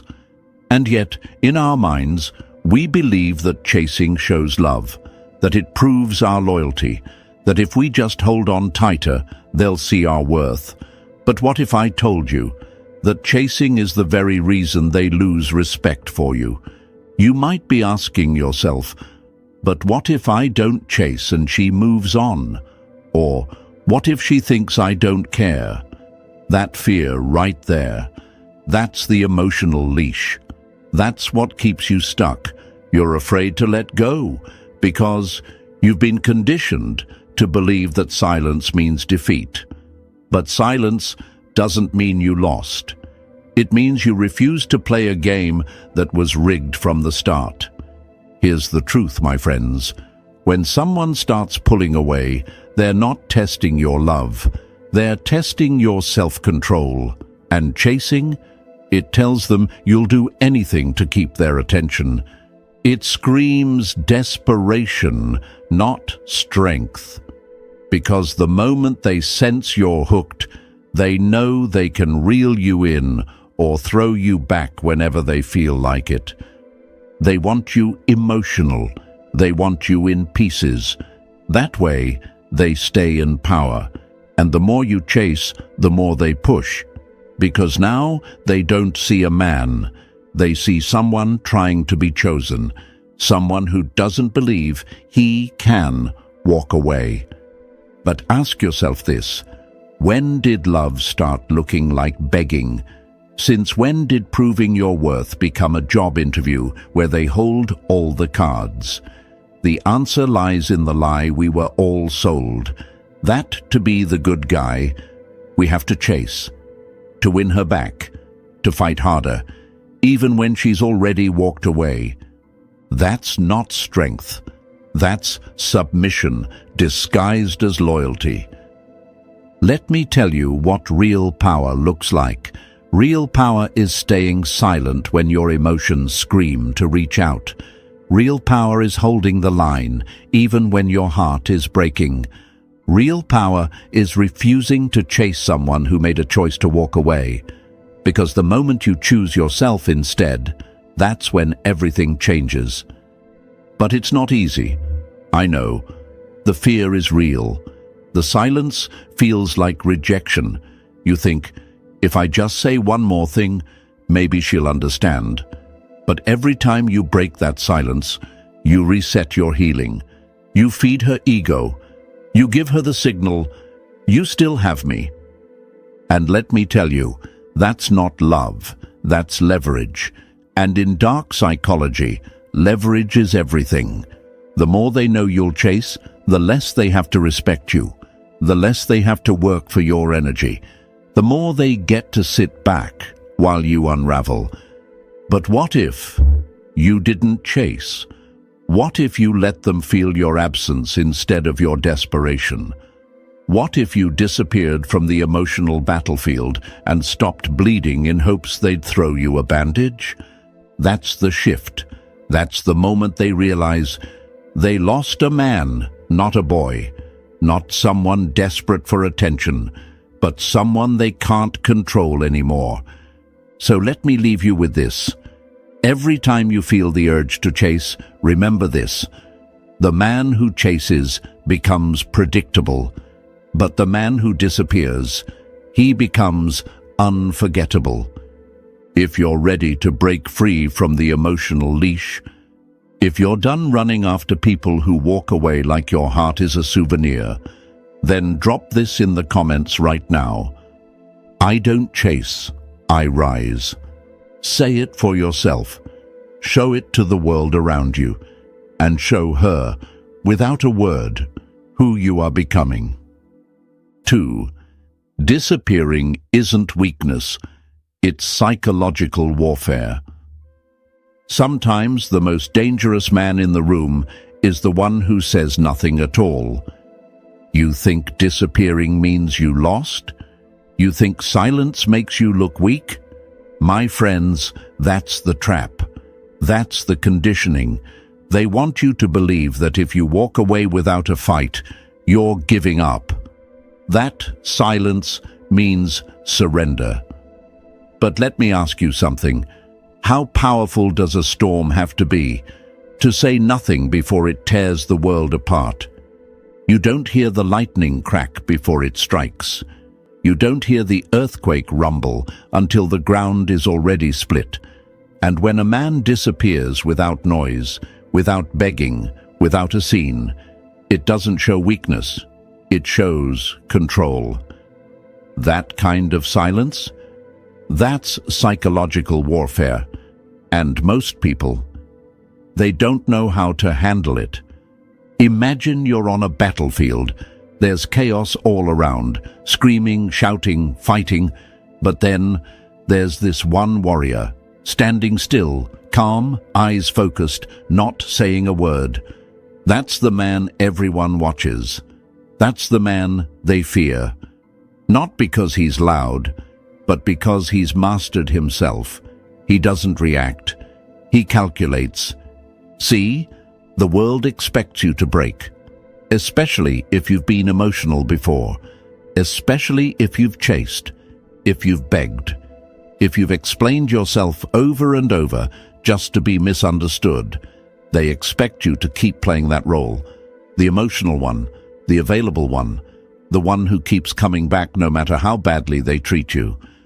But when you disappear, everything changes. You flip the power dynamic. You no longer give them the comfort of your attention. You no longer hand them your emotions on a silver platter.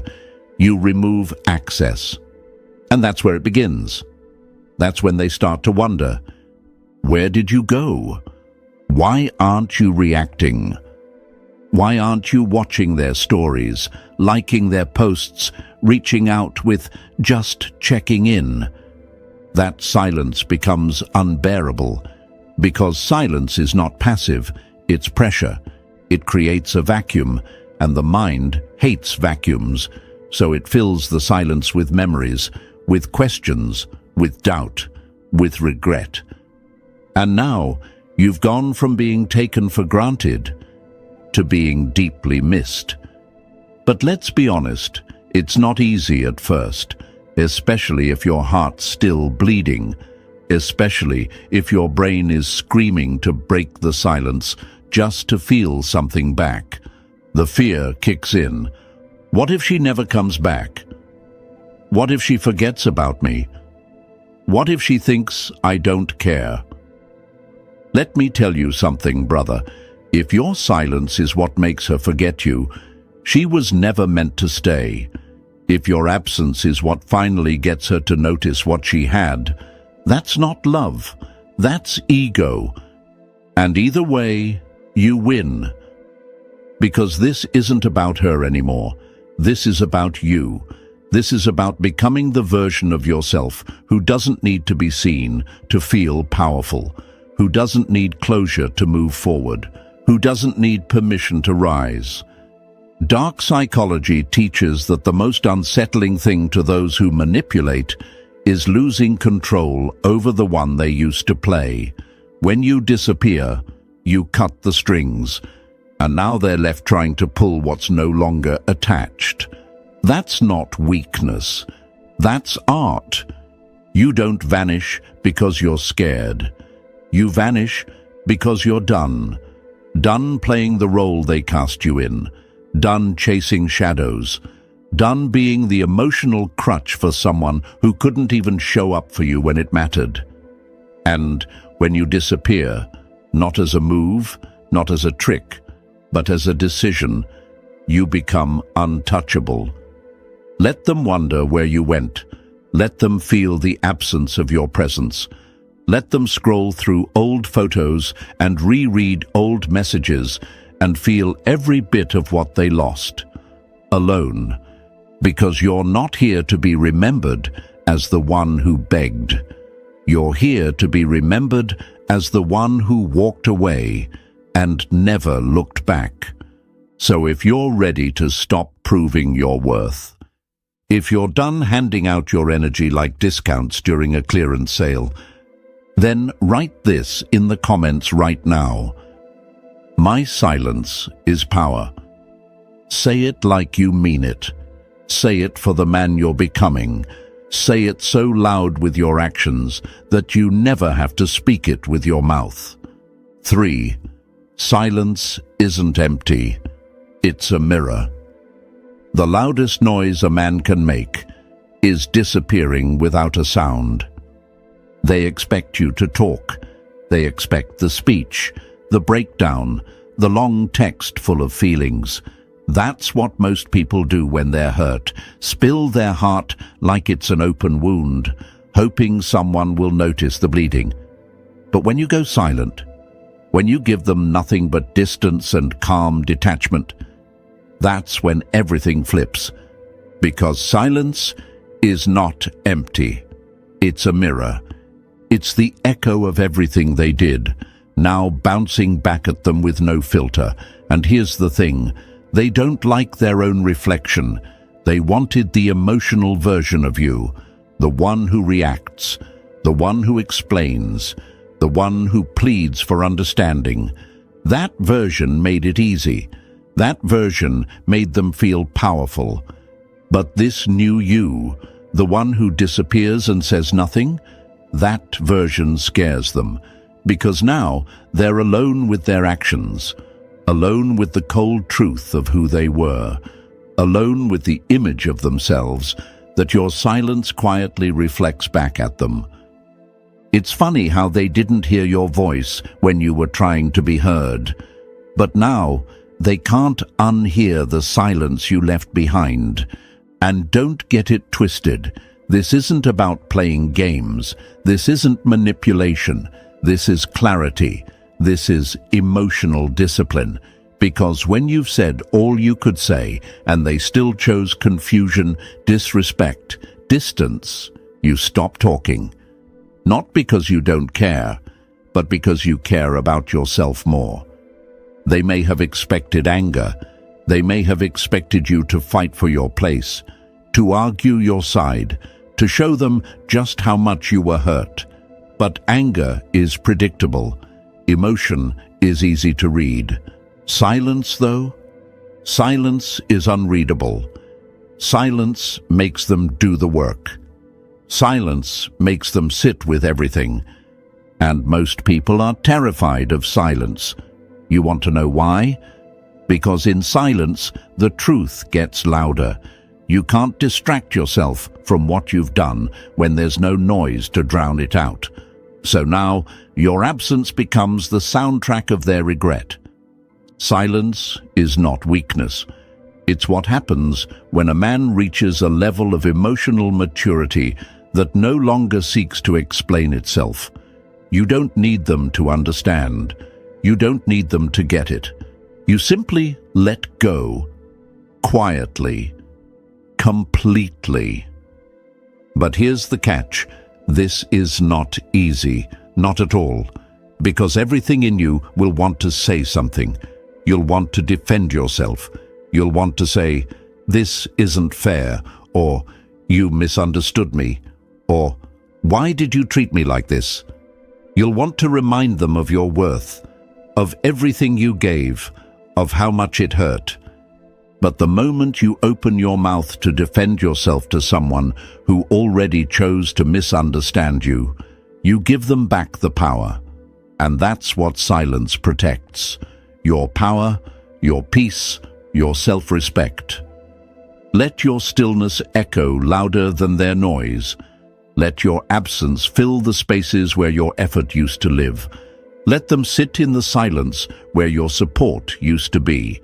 And if they finally realize what they had, that's not your concern anymore. That's theirs to deal with. You didn't disappear to be cruel. You disappeared to be clear, to draw the line, to show, not tell. Because if they couldn't hear you when you were giving your all, maybe they'll understand it now, in the emptiness you left behind. Silence turns you into a mirror, and when people finally look into it, they don't see you, they see themselves. And sometimes that's the most haunting view of all. So stand firm in your silence. Don't break it for closure. Don't crack it for comfort. Don't betray it for temporary relief. You said more by walking away without a word than you ever could by staying and explaining.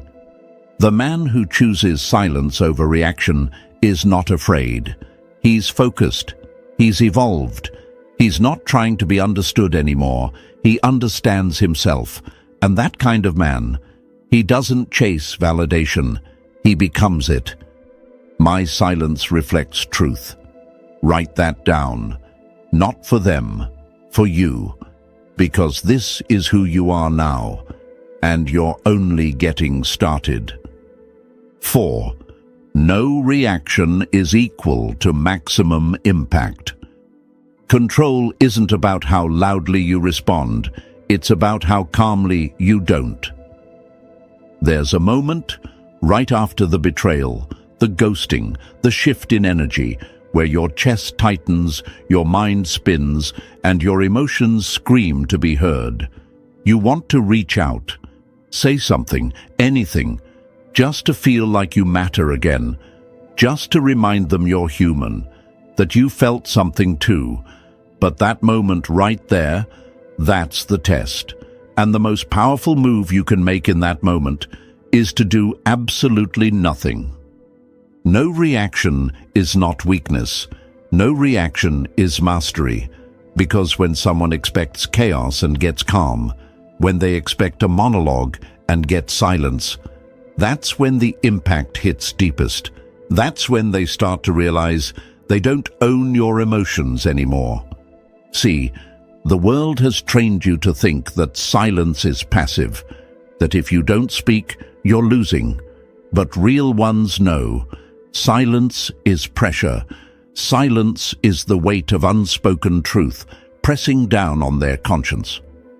It's the invisible hammer that keeps swinging long after the argument ends.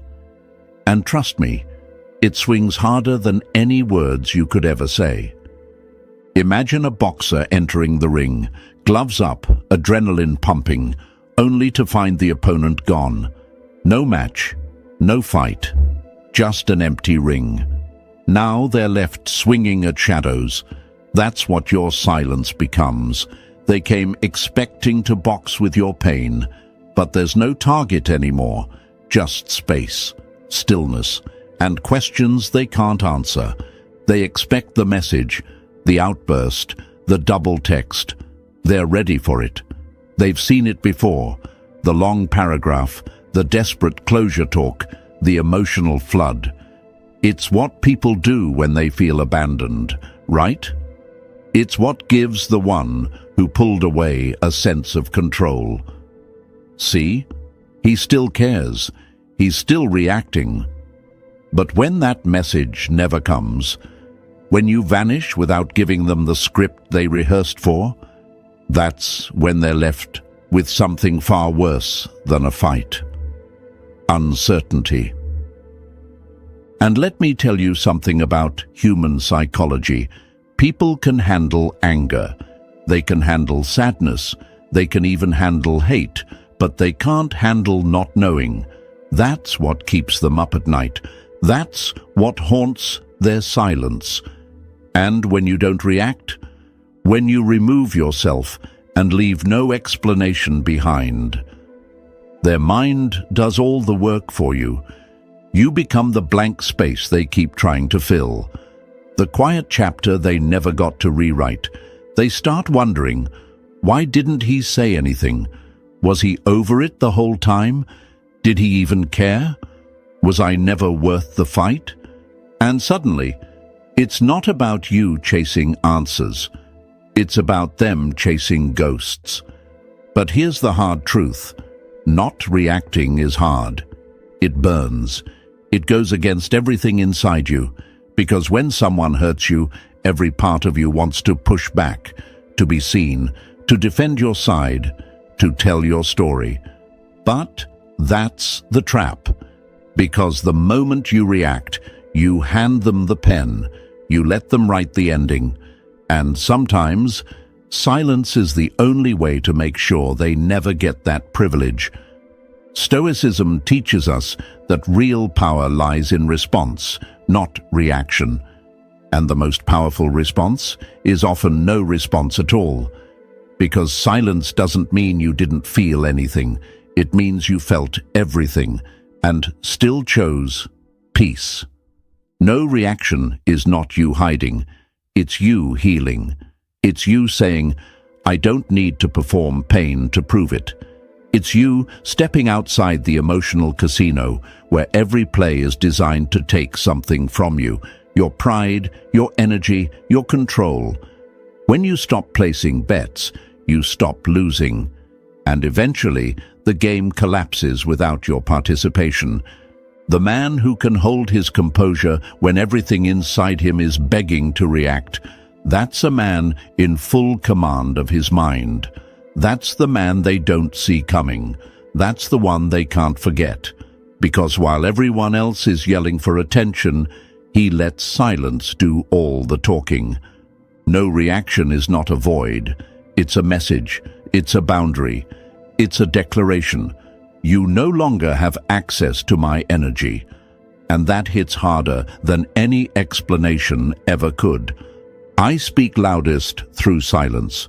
let it be known, not with your voice, but with your stillness, with your absence, with your discipline, the kind of discipline that doesn't just shake others, it transforms you. And this transformation, it's only just begun. 5. They crave control. You give them confusion. Take away their ability to predict you, and you take away their power. Control. It's the silent drug most people chase in relationships. Not love, not loyalty, not connection. Control. The ability to know how you'll respond.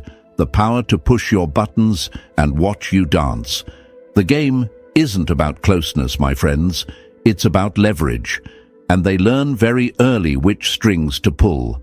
Say the right words, post the right story, go silent just long enough, and you'll show up.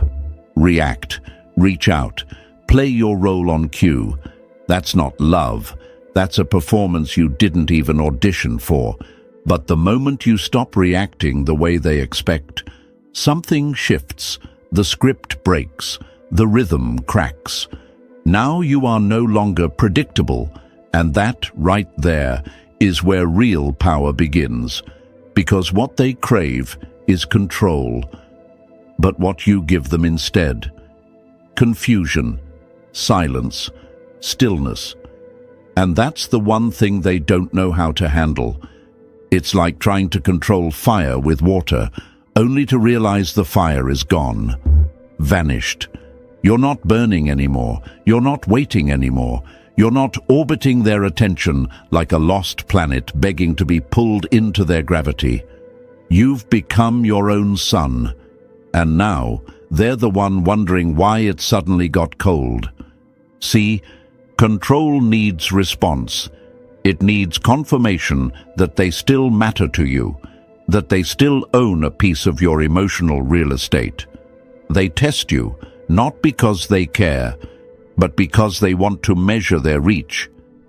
And the easiest way to measure it, your reaction, your pain, your attention.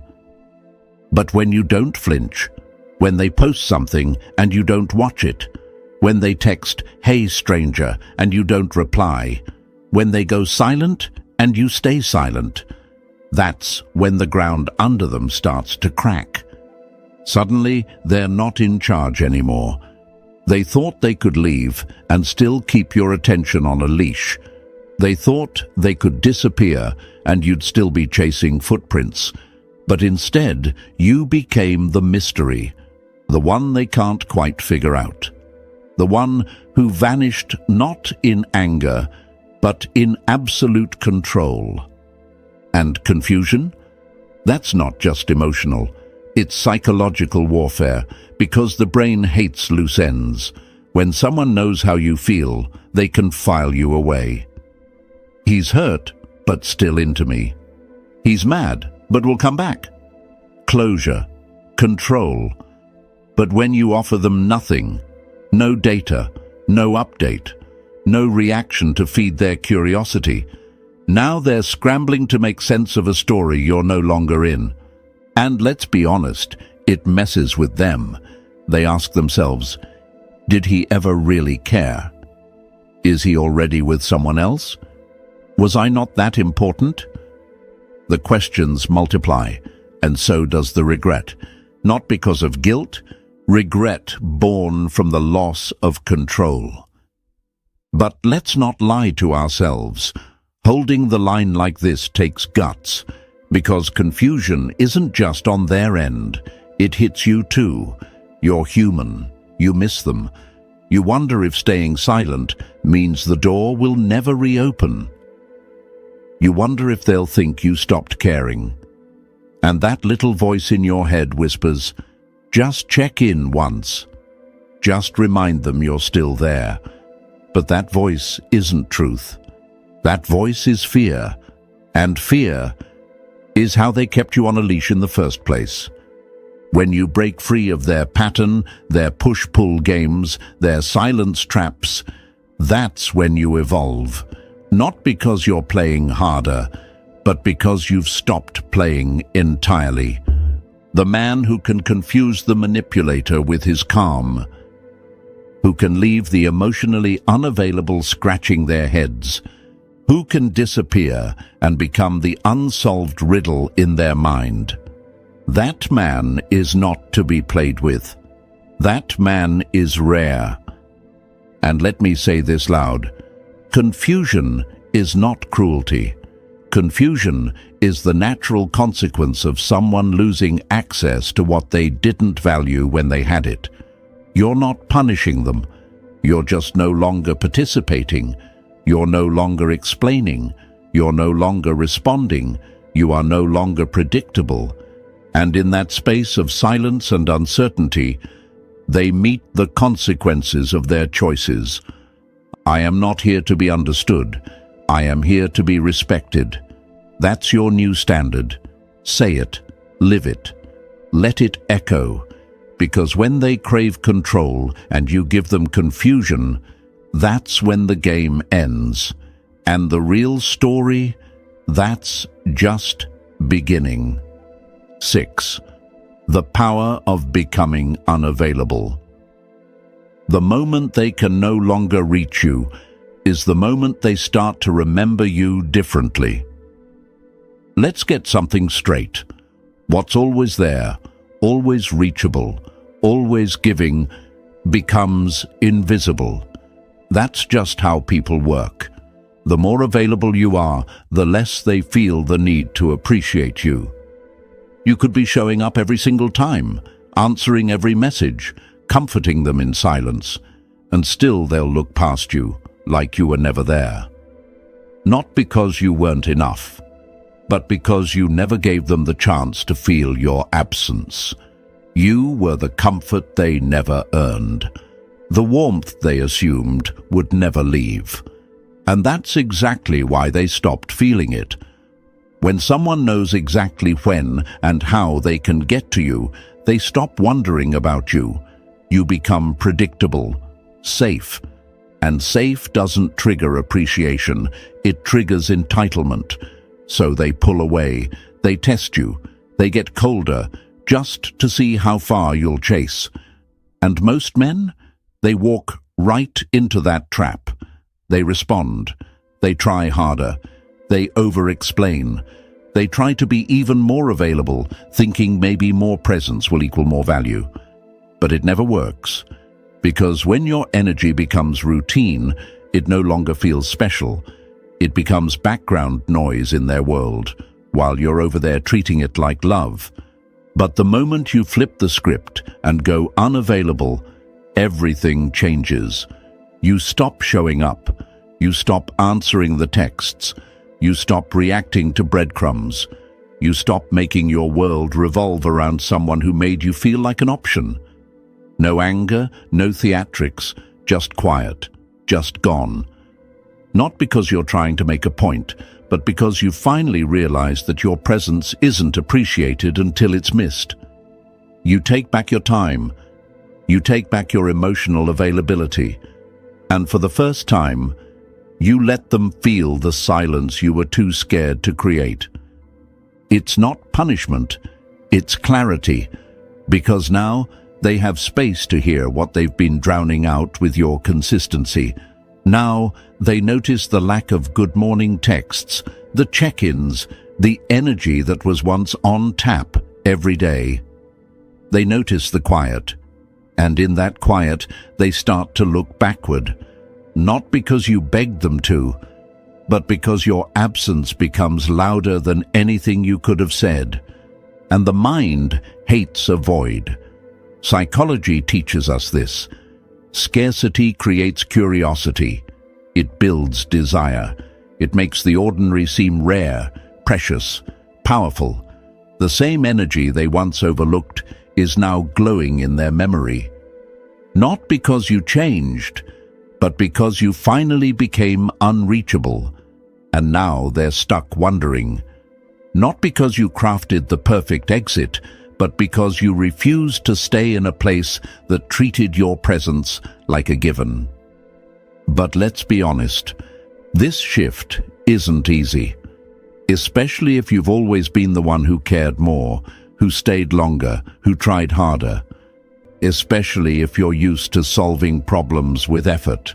You'll feel the pull to reach back out, to make yourself known, to remind them of your value. That's the old you, the available you, the version that thought being present was enough to be chosen. But being available to someone who doesn't respect your presence is the fastest way to burn out your soul. So you let go, not out of spite, but out of self-respect. You let go to breathe again, to remember who you were before you poured all your worth into someone who couldn't carry it.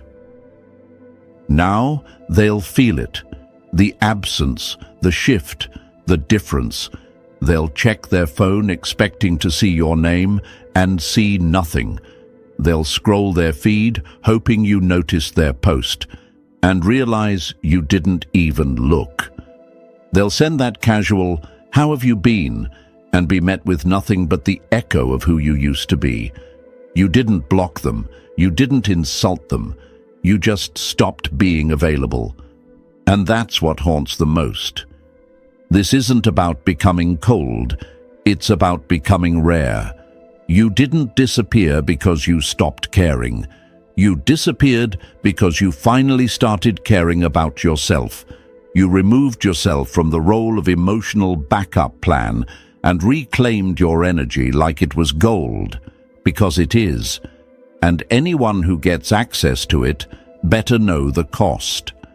I am no longer available for what depletes me. Make it your standard. Let it live in your actions. Because the moment you go unavailable, you don't just vanish from their life, you rise from their reach. And from there, everything they once overlooked becomes everything they can't stop remembering. 7.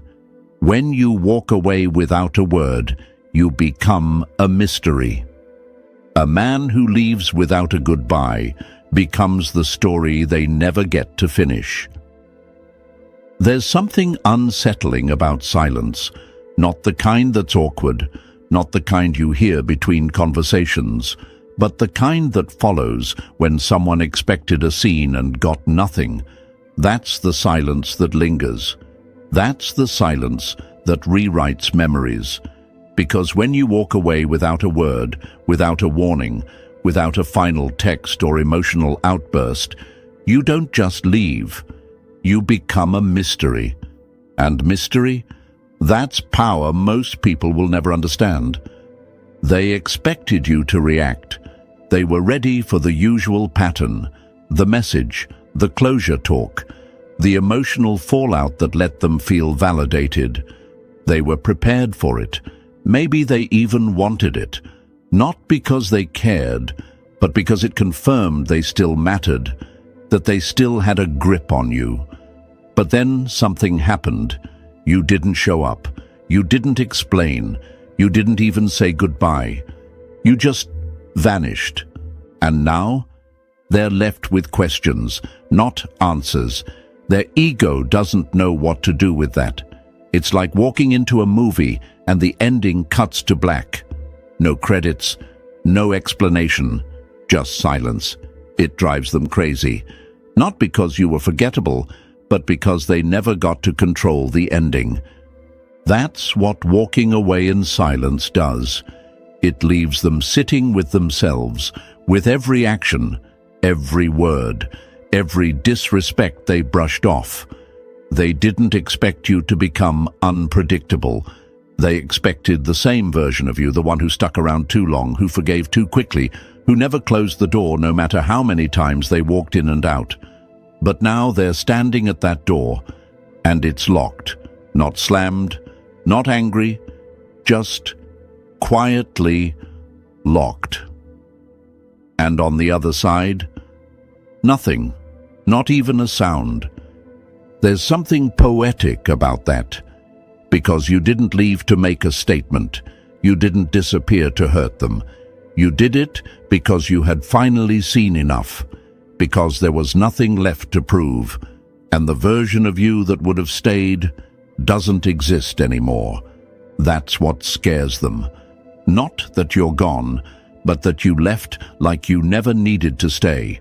No chase, no cry for validation, just clean, deliberate distance.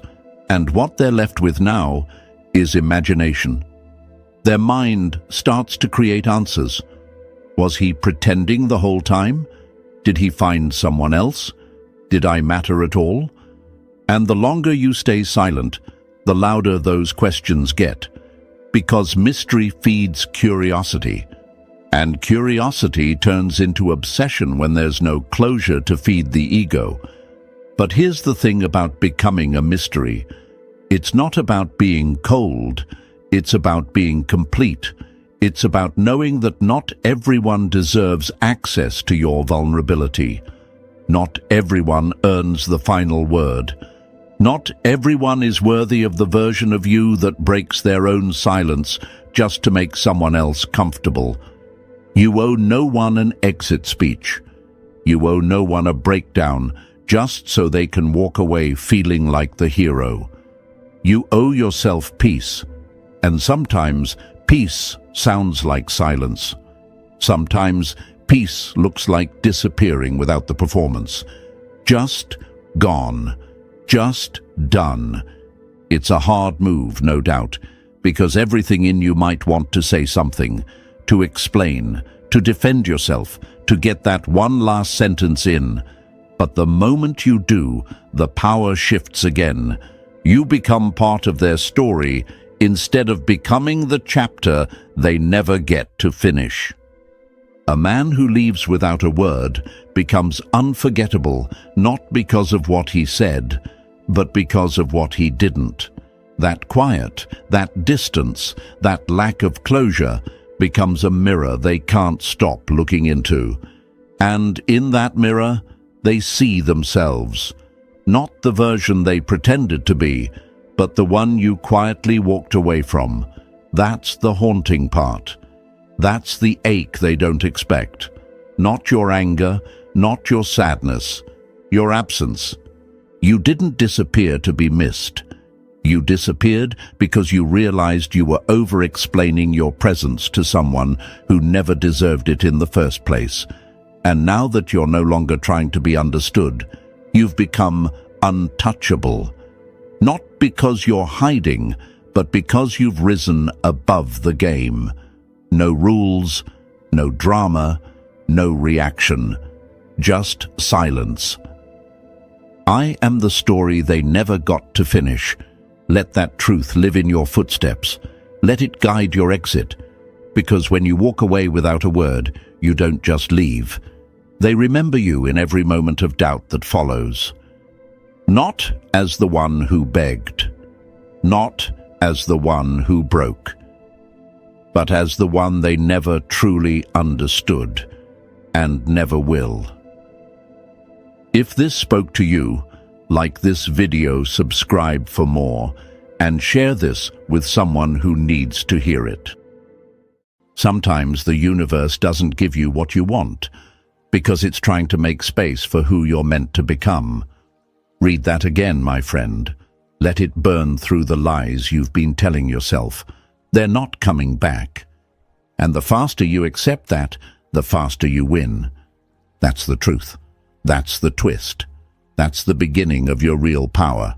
Now, hey folks, imagine this. You're standing in front of a house that's been burned to the ground. You loved that house. You lived in it. You made memories there. But it's gone. Ashes, smoke, silence. And instead of walking away and building something better, you're just standing there, still checking the mailbox, still hoping someone walks out the front door that no longer exists. That's what holding on looks like. See, most people live in emotional ruins, not because they don't deserve peace, but because they keep trying to resurrect what's already been buried. They think maybe if they wait long enough, maybe if they stay quiet enough, maybe if they look sad enough, they'll come back. But let's be real here. They're not coming back. And that's not the tragedy. That's the gift. You've been living in a fantasy, my friend. believing that people who left without warning somehow deserve a return scene, that if you keep playing the right movie in your head, the ending will change. But movies are fake. And what happened? That was real. They left, on purpose, with silence. And that silence was your answer. So now, you're left with two choices: chase a ghost or become one. And I don't mean ghost them out of pettiness, I mean evolve so far they can't even reach you anymore. Not through a message, not through a memory, not even through a dream. You become so grounded, so upgraded, so focused, that even if they came back crawling, you wouldn't even recognize the version of yourself that used to wait. Epictetus once said, "Freedom is the only worthy goal in life. It is won by disregarding things that lie beyond our control." And you know what's beyond your control: them, their choices, their silence, their regrets, or lack of them.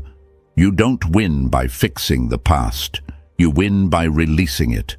You got to stop making them the main character in a movie that was never about them in the first place. This is your story, your rebuild, your evolution. You don't need closure. You don't need an explanation. You don't need to be chosen to be powerful. Power comes the second you stop begging for it and start becoming it. Let me be clear with you. They're not coming back. But that's exactly why you're about to rise. Because you're finally free to stop waiting, stop wondering, and start building. They were the chapter, you're the book. They were the storm, you're the thunder that comes after. So laugh a little. You're still breathing. You're still standing. And you're about to become someone they'll never get access to again. That's not loss. That's leverage. If you're ready to stop chasing shadows and start walking in the light, write it in the comments right now. I am done waiting. Hit that like button. Subscribe if you're ready to evolve. And stay with me. This is just the beginning. Number 1. The pain will leave once it has finished teaching you. But only if you stop clinging to the teacher and start listening to the lesson.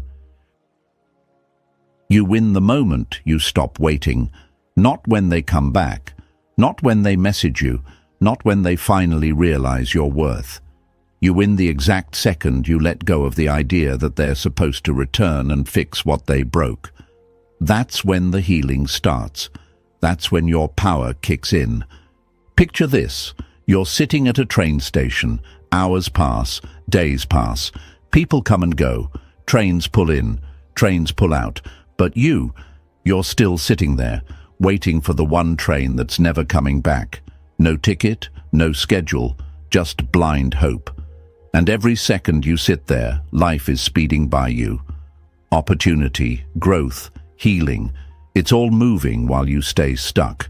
That's what waiting looks like. It's not loyalty, it's not strength, it's emotional paralysis. And I get it. You're asking, but what if they do come back? What if I just give it one more week? What if it was all a mistake? Let me ask you this instead. What if you're wasting the prime of your life waiting on someone who already made their decision? What if every ounce of strength you're pouring into the past is exactly what you need to build your future? What if the version of you that finally lets go becomes the version of you that everyone else will wish they had never left? See, waiting gives you the illusion of control. It feels like you're doing something when really, you're just not doing anything. You're putting your healing on pause. You're tying your peace to a clock that doesn't even exist anymore. Marcus Aurelius said, "It is not death that a man should fear, but he should fear never beginning to live." And that's exactly what waiting does. It stops you from truly living. You're stuck in emotional limbo, hoping for someone else's return to validate your worth. But that's not living. That's emotional captivity. And don't be fooled. Letting go will hurt. It's going to feel like ripping out a part of yourself. You're going to question everything. You're going to look at old pictures and wonder how something so real could vanish so easily. You're going to remember their voice, their smile, the way they said your name, and you're going to ache. But that ache, that's the pain doing its job. That's your soul healing through the fire. That's not weakness, that's your rebirth. Letting go feels like dying at first, but the truth is, it's the old you that dies, the one who waited, the one who begged, the one who gave too many chances and made too many excuses. That version of you, he doesn't make it through this chapter, and that's exactly why you do. Because after him comes the new you, colder, clearer, calmer, the one who no longer waits at the station but builds the damn train himself, the one who doesn't wait to be chosen, but chooses himself every single day. You don't win when they text you back. You don't win when they say, "I miss you." You win when you stop needing to hear it. You win when your silence gets louder than their absence, when your purpose outgrows your pain, when your reflection in the mirror becomes more important than the notifications on your phone. This isn't about making them regret leaving. This is about no longer regretting the time you lost waiting. So, I'm asking you, my friend, are you done waiting? Are you done sitting at that emotional station with no train in sight? Are you ready to stand up, walk away, and never look back? If you are, then write it in the comments right now. I don't wait, I rise. Say it loud, say it proud. Not just for me, not just for them, but for you. For the version of you that deserves to be free. For the future you that's waiting on the other side of this. Hit that like button. Subscribe if you're ready to become unstoppable. Stay with me. Because what's coming next, that's where it gets even more powerful. Number 2. The wound is the place where the light enters you. Yeah, let that one sit. Because right now, you're wounded. You're tired. You're probably questioning everything. And the pain, it feels like it's swallowing you whole. But what if I told you this pain? It's not here to break you. It's here to wake you. You see, pain isn't the enemy. Pain is the messenger, the blacksmith, the drill sergeant. It shows up uninvited, and it flips your whole world upside down. And as brutal as it is, it has one purpose: to introduce you to the version of you that's been buried under comfort, attachment, and illusion. Let me paint you a picture. Imagine a sword, sharp, dangerous, powerful. But before it became a weapon, it was just a lump of steel, useless, shapeless, raw. Then came the fire, the hammer, the pressure, again and again and again. That's what made it strong. And you're in that forge right now. You think this heartbreak is punishment, but it's not. It's your transformation. You're being melted down, hammered out, reshaped. And I know, it hurts like hell, but if you run from it, if you numb it, deny it, escape it, you'll stay that lump of steel, safe, soft, and useless. That's why most people never become what they could have been, because they avoid pain like it's poison, when in reality, it's the antidote. You want to know why this is hitting so hard? Because deep down, a part of you thought love was supposed to feel good all the time, that if they were the right one, they wouldn't leave. That real connection means forever. But the Stoics didn't believe in fairy tales, they believed in reality. And reality says, people change, people leave. Pain is inevitable, suffering is optional. Marcus Aurelius once said, "Just as nature takes every obstacle, every impediment and works around it, so too a rational being can turn each setback into raw material for their own success." In other words, pain isn't your prison, It's your power. Let's be honest for a second. You didn't get serious about healing until it hurt. You didn't start reading, lifting, reflecting, evolving until they were gone. That's the paradox. You had to lose them to find you. You want it to stop hurting? Then stop fighting the lesson. Stop asking why it happened and start asking what it's here to teach you. Because every sleepless night, every quiet morning, every moment your chest aches like it's caving in, that's your body trying to get your attention, not to suffer, but to shift. And yes, it's going to be hard. Growth always is. You're going to be tempted to go back, to reach out, to check their story, to scroll through the old pictures like a junkie looking for one last high. But don't, because every time you do, you pause the healing. You delay the rise. You feed the illusion that they still hold the key to your peace.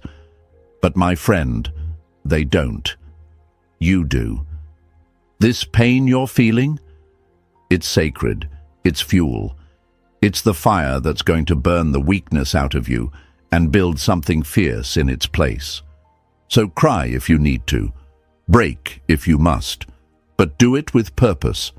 And when you're done, when the tears stop and your fists unclench, rise, hit the gym, read the book, cut the noise, build discipline like it's your religion, because one day you're going to look back on this pain and thank it.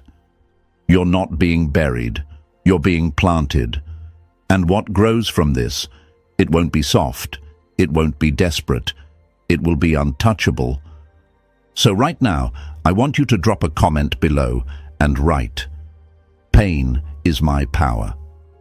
Say it like you mean it. Not just to show me, but to show yourself. To show every person who thought you'd stay broken. To show the world that you don't fold, you forge. Hit that like button. Subscribe if you're ready to turn heartbreak into heat. Stay with me. Because next, we go even deeper.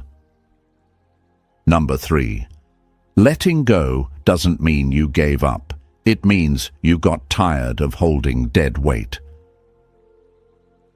Let that one sink in for a moment, because some of you are dragging around ghosts like they still breathe. You're clenching your fists around something that already let go of you, and you keep telling yourself it's love. You keep calling it loyalty. But let's call it what it really is: emotional self-destruction. Letting go isn't weakness, it's strength.